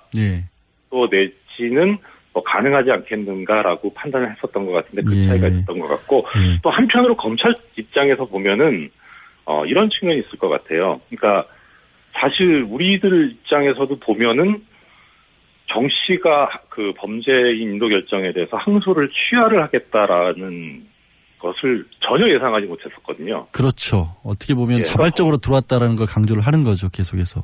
그렇죠. 예. 검찰에서 아마 그러지 않았을까 싶은 생각이 들고요. 그러면은 뭐 사실 우리 수사할 때 보면 보통은 피의자를 먼저 조사하는 게 아니고 참고인을 조사하든가 뭐 여러 가지 물적 증거를 수집한 다음에 최종적으로 피의자를 압박해서 자백을 받는 그런 방식의 수사를 많이 채택을 하잖아요. 그런데 지금 학사비리 이외에는 사실 다른 뭐 이재용 부회장도 그렇고 뭐 박근혜 전 대통령도 그렇고 뭐 최순실 씨도 그렇고 이쪽에 수사가 집중돼 있었지 정 씨에 대한 수사가 집중돼 있었던 게 아니기 때문에 결국은 수집된 증거라고 하는 것이 방증 정도 하고 그 다음에 나중에 이제 입국 후에 정 씨 진술. 근데 그건 뭐 인정하지 않았으니까. 그럼 결국은 남아있는 증거 자체가 별로 없었기 때문에 한계가 있지 않았겠느냐. 더 집어넣기에는 범죄 사실을 그런 생각이 들기는 해요.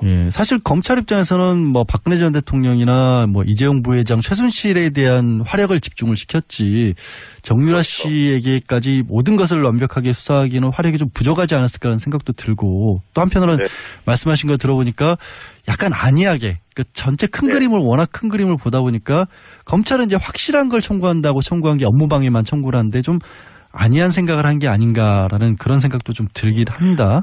그렇죠. 근데 그것보다는 법원의 안이한 생각이 저는 더 큰 거 같아요. 법원이 더 안이하게 생각을 했다. 아니 그러면 법원이 그렇게 안이하게 생각을 해버렸다라고 하면 혹시라도 계속해서 그 정유라 씨에게 기대할 수 있었던 부분들, 이른바 최순실 게이트의 가장 많은 내용들을 알고 있는 사람이기 때문에 구속을 한 상황에서 어떤 새로운 것들을 얻어낼 수도 있지 않았을까라는 생각을 했는데 그런 것들에 대한 기대가 좀 많이 무너질까요? 정유라 씨에게 얻어낼 수 있는 게 지금 이제 좀 어려워지는 걸까요?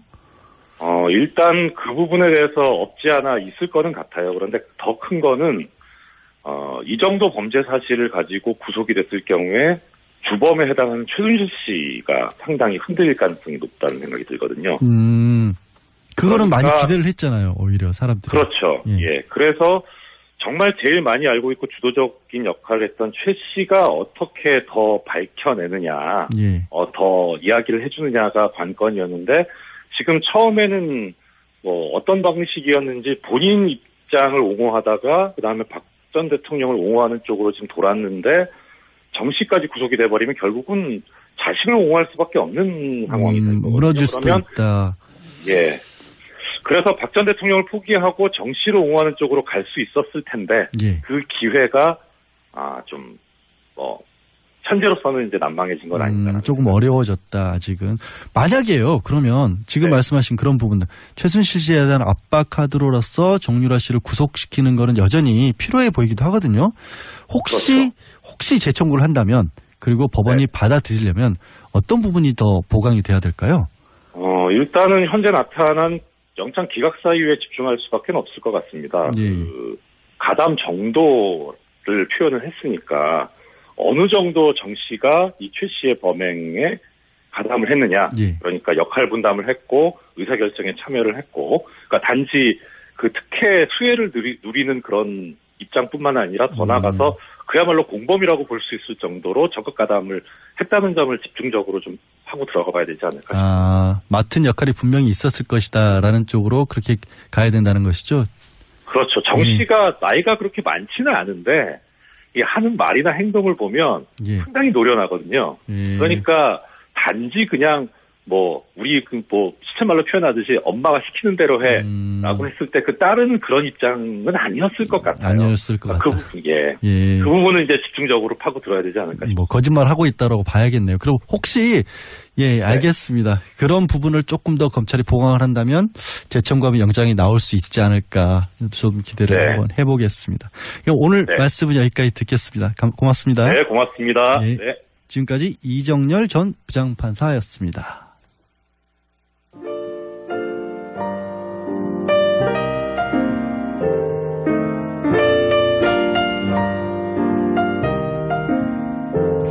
지금까지 불친절한 AS 시간이었습니다만 오늘부터는 친절한 AS가 되고 싶습니다.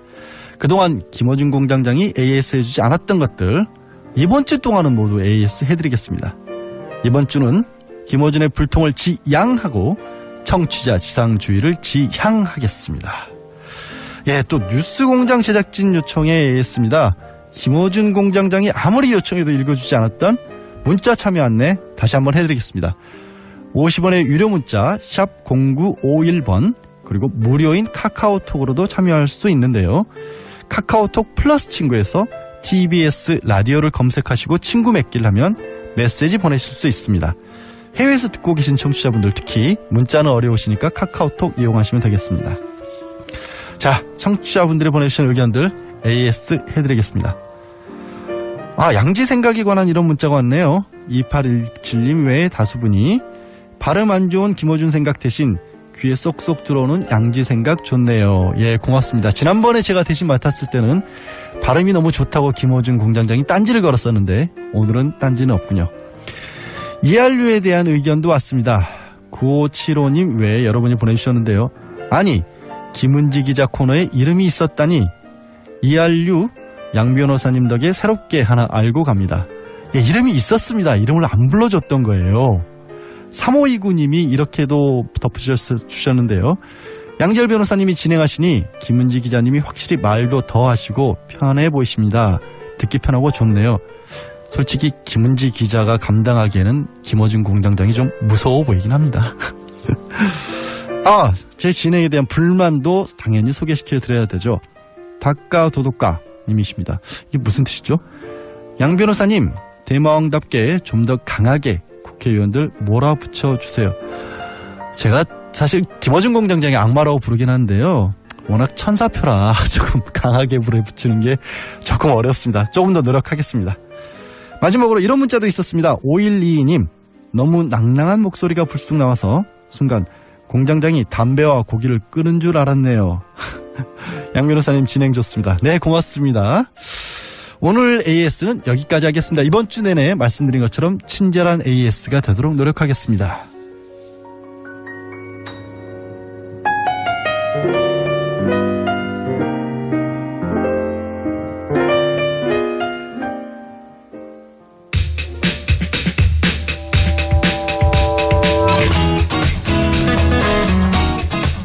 네, 외신을 통해서 세계 정치를 알아보는 시간입니다. 글로 보는 글로벌.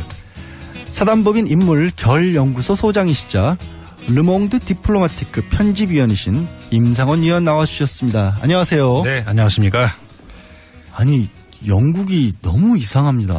이게 얼마 전에 맨체스터 공연장, 공연장에서 테러 사건이 발생해서 어린아이들까지 다치는 그런 사상자 사고 있었는데 그 충격이 가시기도 전에 현지 시간으로 3일 또 발생을 했어요. 사상자가 많이 나왔는데 그렇죠. 오늘은 이 얘기를 좀 해주시죠. 네, 뭐 말씀하셨습니다만 맨체스터 이 테러가 나온 지 지금 12일밖에 안 됐단 말이죠. 그러니까 영국에서 지금 2달, 3달 사이에 3건의 그 대형 테러가 발생을 한 셈입니다. 영국이 지금 비상이 걸렸는데 메이 총리가 이제 발표를 했습니다마는 이 테러들 사이에서는 일종의 어떤 그 모방 가능성 이런 것들도 좀 나오고 있거든요. 이 모방이라는 것이 어떻게 보면은 굉장히 더 위험한 거 아니겠습니까? 또 따라할 수도 있는 이런 가능성이 좀 얘기할 수 있기 때문에 굉장히 영국 입장에서는 비상사태라고 할 수가 있네요. 더군다나 지금 총선도 며칠 안 남았죠? 예. 아니 그러니까 이거 말씀하신 것처럼 모방이라고 하는 게 한번 사람들이 이런 일을 할 수 있구나라는 발상 자체를 심어주는 게 그렇죠. 문제고 그걸 IS가 끊임없이 부추기고 있단 말이에요. 그렇죠. 근데 저는 참 좀 어려운 게 대륙보다는 영국은 어쨌든 섬나라라서 드나들기도 어렵고 또 비교적 IS나 뭐 이슬람 과격한 분자들의 그 침입 같은 것도 어려울 텐데 왜 영국에서 이렇게 계속 좀 이렇게 일어나죠? 그래서 이제 여러 가지 가능성이 지금 나오고는 있어요. 왜 영국일까 하필? 대륙에서 한참 테러가 많이 발생하지 않았습니까? 그런데 최근 들어와가지고 영국에서 지금 집중되고 있는데 거기에 대해서 물론 한 가지 이유로 단언을 하기는 아직은 어렵습니다. 근데 아직은 어려운데 몇 가지 뭐 이유들이 이야기가 좀 나오고는 있는데 더 두고는 봐야 됩니다. 몇 가지를 우리가 이제 가설을 해본다면은 영국이 그 브렉시트, 소위 브렉시트라고 해가지고 이제 유럽연합에서 탈퇴하겠다. 이제 그렇게 본격적인 협상을 앞두고 있지 않습니까? 그런 상황에서 그럼 과연 브렉시트를 한다. 그렇게 되면은 어느 정도 범위에서 그러니까 구체적으로 얘기를 했을 때 정보 공유. 과연 이것까지 이제 브렉시트가 될 것인가. 이 문제를 또 생각을 해봐야 되거든요. 그런데 그것 때문에 IS가 영국에서만 특히 준동을 한다라고 또까지 연결시킬 수가 있을까요? 그리고 예, 그렇죠. 근데 그 이야기도 그런데 아직까지 영국 정부에서도 정확하게 범인들의 그 신원이 공개는 안 돼 있어요. 그러니까는 IS의 사주에 의해서 벌어진 범죄 행위이냐 이거는 아직까지는 우리가 확실하기는 단언하기는 이르고요. 조사는 계속 하고 있습니다만 일단 테러는 맞습니다. 테러는 맞는데 IS의 사주에 의한 것이냐 아니면은 소위 말해서 그 외로운 늑대 자발적으로 발생한 그런 범죄냐 아니면은 그 중간 형태 그러니까는 자발적으로 그러니까는 그 자국 내에서 어떤 그 사회에 대한 불만 이런 것들을 가지고 있는 사람을 그 IS에서 골라서 더 이렇게 부추기는 사주를 어떤 주는 이런 형태일 것이냐 뭐 다양한 이제 가능성이 있죠. 근데 영국 같은 경우에 이번에 그 발생도 그렇고 맨체스터도 그렇고 그 전에 맨체스터는 조금 예외였었죠. 근데 그 전에 웨스트민스터 한번 최근에 또 났었죠. 그 유사한 점이 굉장히 많아요. 이제 뭐가 유사하냐면 일단 그 범죄의 행태가 예를 들어서 뭐 소총이라든가 어떤 폭탄이라든가 뭐 이런 형태로 테러를 하는 것이 아니고 과거에 작년이었었죠. 그 프랑스 파리가 아니고 니스에서 한번 트럭으로 이렇게 그 시민들을 돌진해가지고 한번 있었잖아요. 그 다음에 독일에서도 한번 크리스마스 즈음에서 했고 그러니까는 차량 테러 소위 말해서 그러니까는 그런 총기 소지가 지금 영국 포함해서 좀 어렵죠. 예, 굉장히 어렵게 돼 있거든요. 특히 영국 같은 경우에 그러니까 그런 그 총기가 아닌 사실 차량은 뭐 이건 뭐 검사할 수가 없는 거잖아요. 누구나 가질 수 있는 것이고 그러니까는 상대적으로 차량을 이용한 테러가 용이하다 보니까 그런 그 IS의 사주에 의한 어떤 그런 것이 아니고 자발적인 자생적인 어떤 테러 집단이라고 할 수가 없죠. 그러니까 그런 개인에 의해서 테러를 일으키기가 쉬운. 그러니까는 영국 입장에서 영국 쪽에서는 더 그렇게 소위 말해서 그 중형 무기가 아닌 그런 일상적으로 우리가 사용할 수 있는 그런 것들을 가지고 할 수 있는 게 쉽다는 그런 이야기도 나올 수가 있는 거죠. 그 사회 브렉시트라고 하는 영국 내에 내부 사정도 있고 사회가 불안정한 상황에서 IS는 자꾸 부추기고 하니까 지금 구할 수 있는 뭐 무기는 구하기 어려우니까 트럭 같은 걸로 사고를 일으킨다라는 말씀이신데. 그렇죠. 근데 제가 이제 범죄자들을 이렇게 보면 범죄로 놓고 보면 무기 뭐 총이나 폭탄 이런 것들이 무시무시하긴 하지만 이게 또 저지르는 입장에서는 상대적으로 자기가 직접 이렇게 하는 건 아니기 때문에 조금 뭐 죄의식이 낮다고 해야 될까요? 그런 경향이 있는데 이번 사건 같은 경우에는 트럭으로 런던 브리지에서 사람들을 치고 그 이후에도 흉기로 많은 사람들을 다치게 만들었어요. 굉장히 원시적이고 끔찍한 어떻게 보면 범죄인데 이런 것들이 지금 런던에만 그럼 계속해서 지금 말씀하고 있지만 영국에서만 일어날 거냐. 얼마 전에 필리핀에서도 또 뭐 IS라고 주장을 하면서 뭐 카지노에 들어가서 총기를 난사했던 그런 사건들도 발생을 했는데 이게 국제화되고 전면적으로 퍼져나갈 그럴 가능성이 있을까 봐 좀 걱정스럽거든요. 그 점에 대해서도 일단 우리가 두 가지 갈래로 생각을 해봐야 될 것 같아요. 첫 번째는 일단 그 IS가 이렇게 그 전방위적으로 필리핀 말씀도 하셨습니다만 필리핀을 포함해서 유럽 대륙 전방위적인 테러가 본격적으로 이제 또 시작이 되는 것이냐라고 만약에 그렇다면 가정을 한다면은 그 이유는 무엇일까라는 그쪽 한편으로 생각을 해봐야 되고 또 그 반대쪽 면도 생각을 해야 되는데요. 일단 그쪽 입장에서 생각을 해봤을 때 우리가 저기 그 이라크 지역 그 아직까지도 계속 이제 전투가 벌어지고 있는데 거의 뭐 근거지라고 할 수가 있죠. 그 이라크의 모술. 그 지역이 지금 함락 거의 일보 직전까지 가 있거든요. 계속해서 미국에서도 뭐 공격을 하고 있고 하다 보니까 그렇죠. 본거지가 약해지고 본거지가 굉장히 약해지면서 거기에 있는 그 세력들이 다른 곳으로 흩어지고 그런 것을 우리가 이제 생각을 해볼 수가 있고 그 다음에 그 이런 전문가들 사이에서 이런 지적들도 나와요. 그 현지에서의 그 전투 능력과 별개로 그러니까 IS 같은 경우에 과거의 알카에다와 차이점이 알카에다는 테러 중심에 그러니까는 점조직으로 전 세계에 퍼져 있었지 않습니까? 근데 이 IS 같은 경우에는 자기들 말도 국가를 세운다는 IS가 나라 이슬람 국가인 거죠. 그거 아니겠습니까?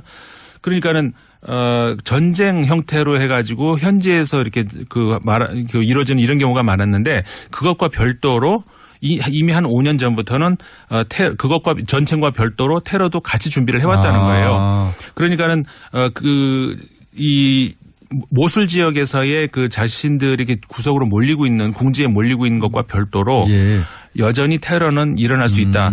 이런 지적이 나오고 있고 실제로 그 아까 우리 테러 그 트럭에 의한 테러 이거 우리 나왔습니다만은 IS가 이제 지침을 내리는 것 안에는 그런 문구도 있거든요. 그러니까는 트럭 같은 것들은 차량 이용을 했을 때는 우리가 차량을 감시할 수는 없잖아요. 모든 차량을. 그러니까는 그거는 상대적으로 총기보다 용이하다. 이걸 많이 활용을 해야 이런 지침이 나오는 그런 문구도 있었고요. 그러니까는 그럴 가능성이 있다라는 걸 할 수가 있습니다. 또 하나는 이제 반대 입장 이번에 그 얼마 전 필리핀 테러 같은 경우도 지금 물론 진실은 어쨌든 또 저 필리핀에서는 IS가 아니라고 발표를 했단 말이죠. 그리고 이제 그게 아니고 그 도박 중독자가 이제 앙심을 품고 저지른 것이다 이렇게 이제 필리핀 당국에서는 발표를 했어요. 그러니까 IS의 소행이 아닐 수도 있는 거죠. 물론 필리핀 당국의 발표가 정확하냐 이건 또 우리가 한번 다시 생각해보겠지만 일단 그럴 가능성도 있다는 거죠. 그리고 이제 아까 말씀드렸던 그 영국 테러 같은 경우도 과연 IS가 정말 지령을 내려서 그 철저한 준비 하에 이루어진 테러냐 이것도 우리가 다시 생각을 해볼 필요가 있고요. 그렇기 때문에 단순히 우리가 생각을 했을 때 IS가 본격적으로 전방위적인 테러를 시작을 한 것이냐 이거는 우리가 조금 더 아직은 이르다. 신중하게 생각을 해봐야 될 것 같아요. 그러니까 지금 그럴 가능성이 있네요. IS가 본거지 모술이 공격을 받다 보니까 조금 그쪽에서의 방위 말고 전 세계적으로 퍼져나가는 수단 쪽에 또 조금 더 강조점을 두고 그러니까 과거에 알카에다가 했던 것처럼 다국적에서의 산발적인 테러를 일으켜서 좀 주의도 분산시키고 자신들의 세력 다시 찾는 그런 방법을 취할 수도 있고 그렇죠. 아니면 반대로 정반대로 각국의 어떤 뭐 범죄라든가 뭐 자생적으로 불만을 가진 사람들이 이 기회에 IS의 이름을 버려서 그렇죠. 저 범죄를 저지르는 일들이 조금 늘어나고 있는 그런 가능성도 여전히 배제는 못한다. 아직은 너무 한쪽으로 판단하기 조금은 이르다. 그렇죠. 한 가지만 더 이야기를 하자면은 지금이 그 무슬림 문화권에서 저 라마단 기간이라고 하지 않습니까? 그러니까 금식을 하고 이제 굉장히 사실은 이 기간 동안이 굉장히 성스러운 기간인데 IS에서는 이 기간을 이용을 해서 한마디로 말해서 그들이 말하는 성전을 벌일 때다라는 그런 암시를 계속 주고 있어요. 그래서 이번 테러가 나오기 전에도 그 유럽의 각 나라의 정보기관들이 그런 것들을 조심하라는 어떤 그런 보도들이 계속 있었거든요. 사실 이번 테러 전에도 그런 와중에 지금 발생한 테러이기 때문에 실제로 이 라마단 기간 동안에 그것을 이용한 한마디로 소위 자기들이 말하는 성전이라고 있다고 하는데 성전을 버릴 그런 가능성 이런 것들도 우리가 사실은 놓치면 안 되는 거죠. 그러니까 라마단이 근데 이슬람 원래 입장에서는 그 기간 동안에 음식도 함부로 먹지 말고 자중해야 되는 성스러운 기간인데 그렇죠. 왜 이때 테러를 하는 거예요? 그게 안 맞는 거 아닌가요? 그러면? 그러니까 우리가 이제 가끔 이런 테러 뉴스가 나올 때마다 이렇게 뉴스에 댓글을 다는 거 보면은 무슬림 문화를 우리가 뭐 몰아낸다 이런 댓글들이 나오는데 사실은 그 IS를 그 이슬람하고 동일시하면 안 됩니다. 그거는 맞는데 그들도 어쨌든 이슬람에 뿌리는 두고 있잖아요. 그럼 왜 라마단에 자꾸 테러를 저지르려고 하냐는 거죠. 아니 그러니까 아까도 말씀드린 것처럼 이게 성전이라는 거 아니겠습니까? 성전이니까. 예. 그렇죠. 그러니까 십자군을 세력을 상대로 해서 우리 그 세력을 한마디로 말해서 그러니까 십자군을 밀어내야 된다 이런 건데 그러니까 이들이 노리는 게 자꾸 그런 거예요. 이 이슬람 세력을 몰아내자 이런 여론을 자꾸 시킴으로 해가지고 결국은 자신들이 그렇게 되면은 고립되는 상황을 면할 수 있잖아요. 그러니까 우리는 모두 하나다. 이슬람 모두 하나다. 그러니까 너희들 봐라. 이런 일이 날 때마다 결국 너희들 욕먹지 않냐. 우린 같은 편이 돼야 된다는 결국은 그렇게 되는 것이죠. 사람들로 하여금 이슬람 자체에 대해서 어떻게 보면은 좋지 않은 시각을 가지게 만들어서 지금도 안 그런 선량한 이슬람들마저도 자기네들 편으로 끌어들이려는 그런 전략이 될 수 있다는 그런 노림수이기 때문에 사실은 거기에 말려 들어가면 안 되는 것이 자꾸 유럽도 마찬가지지만 선거 때만 되면은 이런 테러들이 나오고 이렇게 됐지 않습니까? 이게 한마디로 말해서 그들 표현대로 십자군 세력과의 어떤 전쟁을 계속해서 만들어내는 그렇죠. 그런 어떤 전선을 딱 간단하게 하는 거죠. 그 전선을 만들어 가지고 자기들의 어떤 전략적으로 용이하게 이렇게 만들려는 그런 전략이기 때문에 사실 우리도 거기에 말려 들어가면 안 됩니다. 그러니까 선량한 이슬람들까지도 끌어들이는 그런 거라는 말씀이 있고 마지막으로 선거 얘기 잠깐 하셨는데 이게 그럼 영국의 총선에는 어떤 영향을 미칠까요? 얼마 전까지만 해도요. 지금 이번 조기 총선 아니겠습니까? 그래서 보수당이 굉장히 우위에 서는 이런 입장이었는데 최근 들어가지고 이 격차가 노동당하고 좁혀지고 있어요. 이게 여러 가지 이유가 있습니다만은 어쨌든 간에 그 총선이 이번에 굉장히 영향을 미칠 가능성이 있어요. 근데 이건 두고 봐야 되겠죠. 오늘 제가 시간 조절에 실패하면 죄송합니다. 오늘 말씀 여기까지 듣겠고요. 지금까지 글로벌은 글로벌 임상원 르몽드 디플로마티크 편집위원이었습니다. 오늘 오랜만에 재수를 해서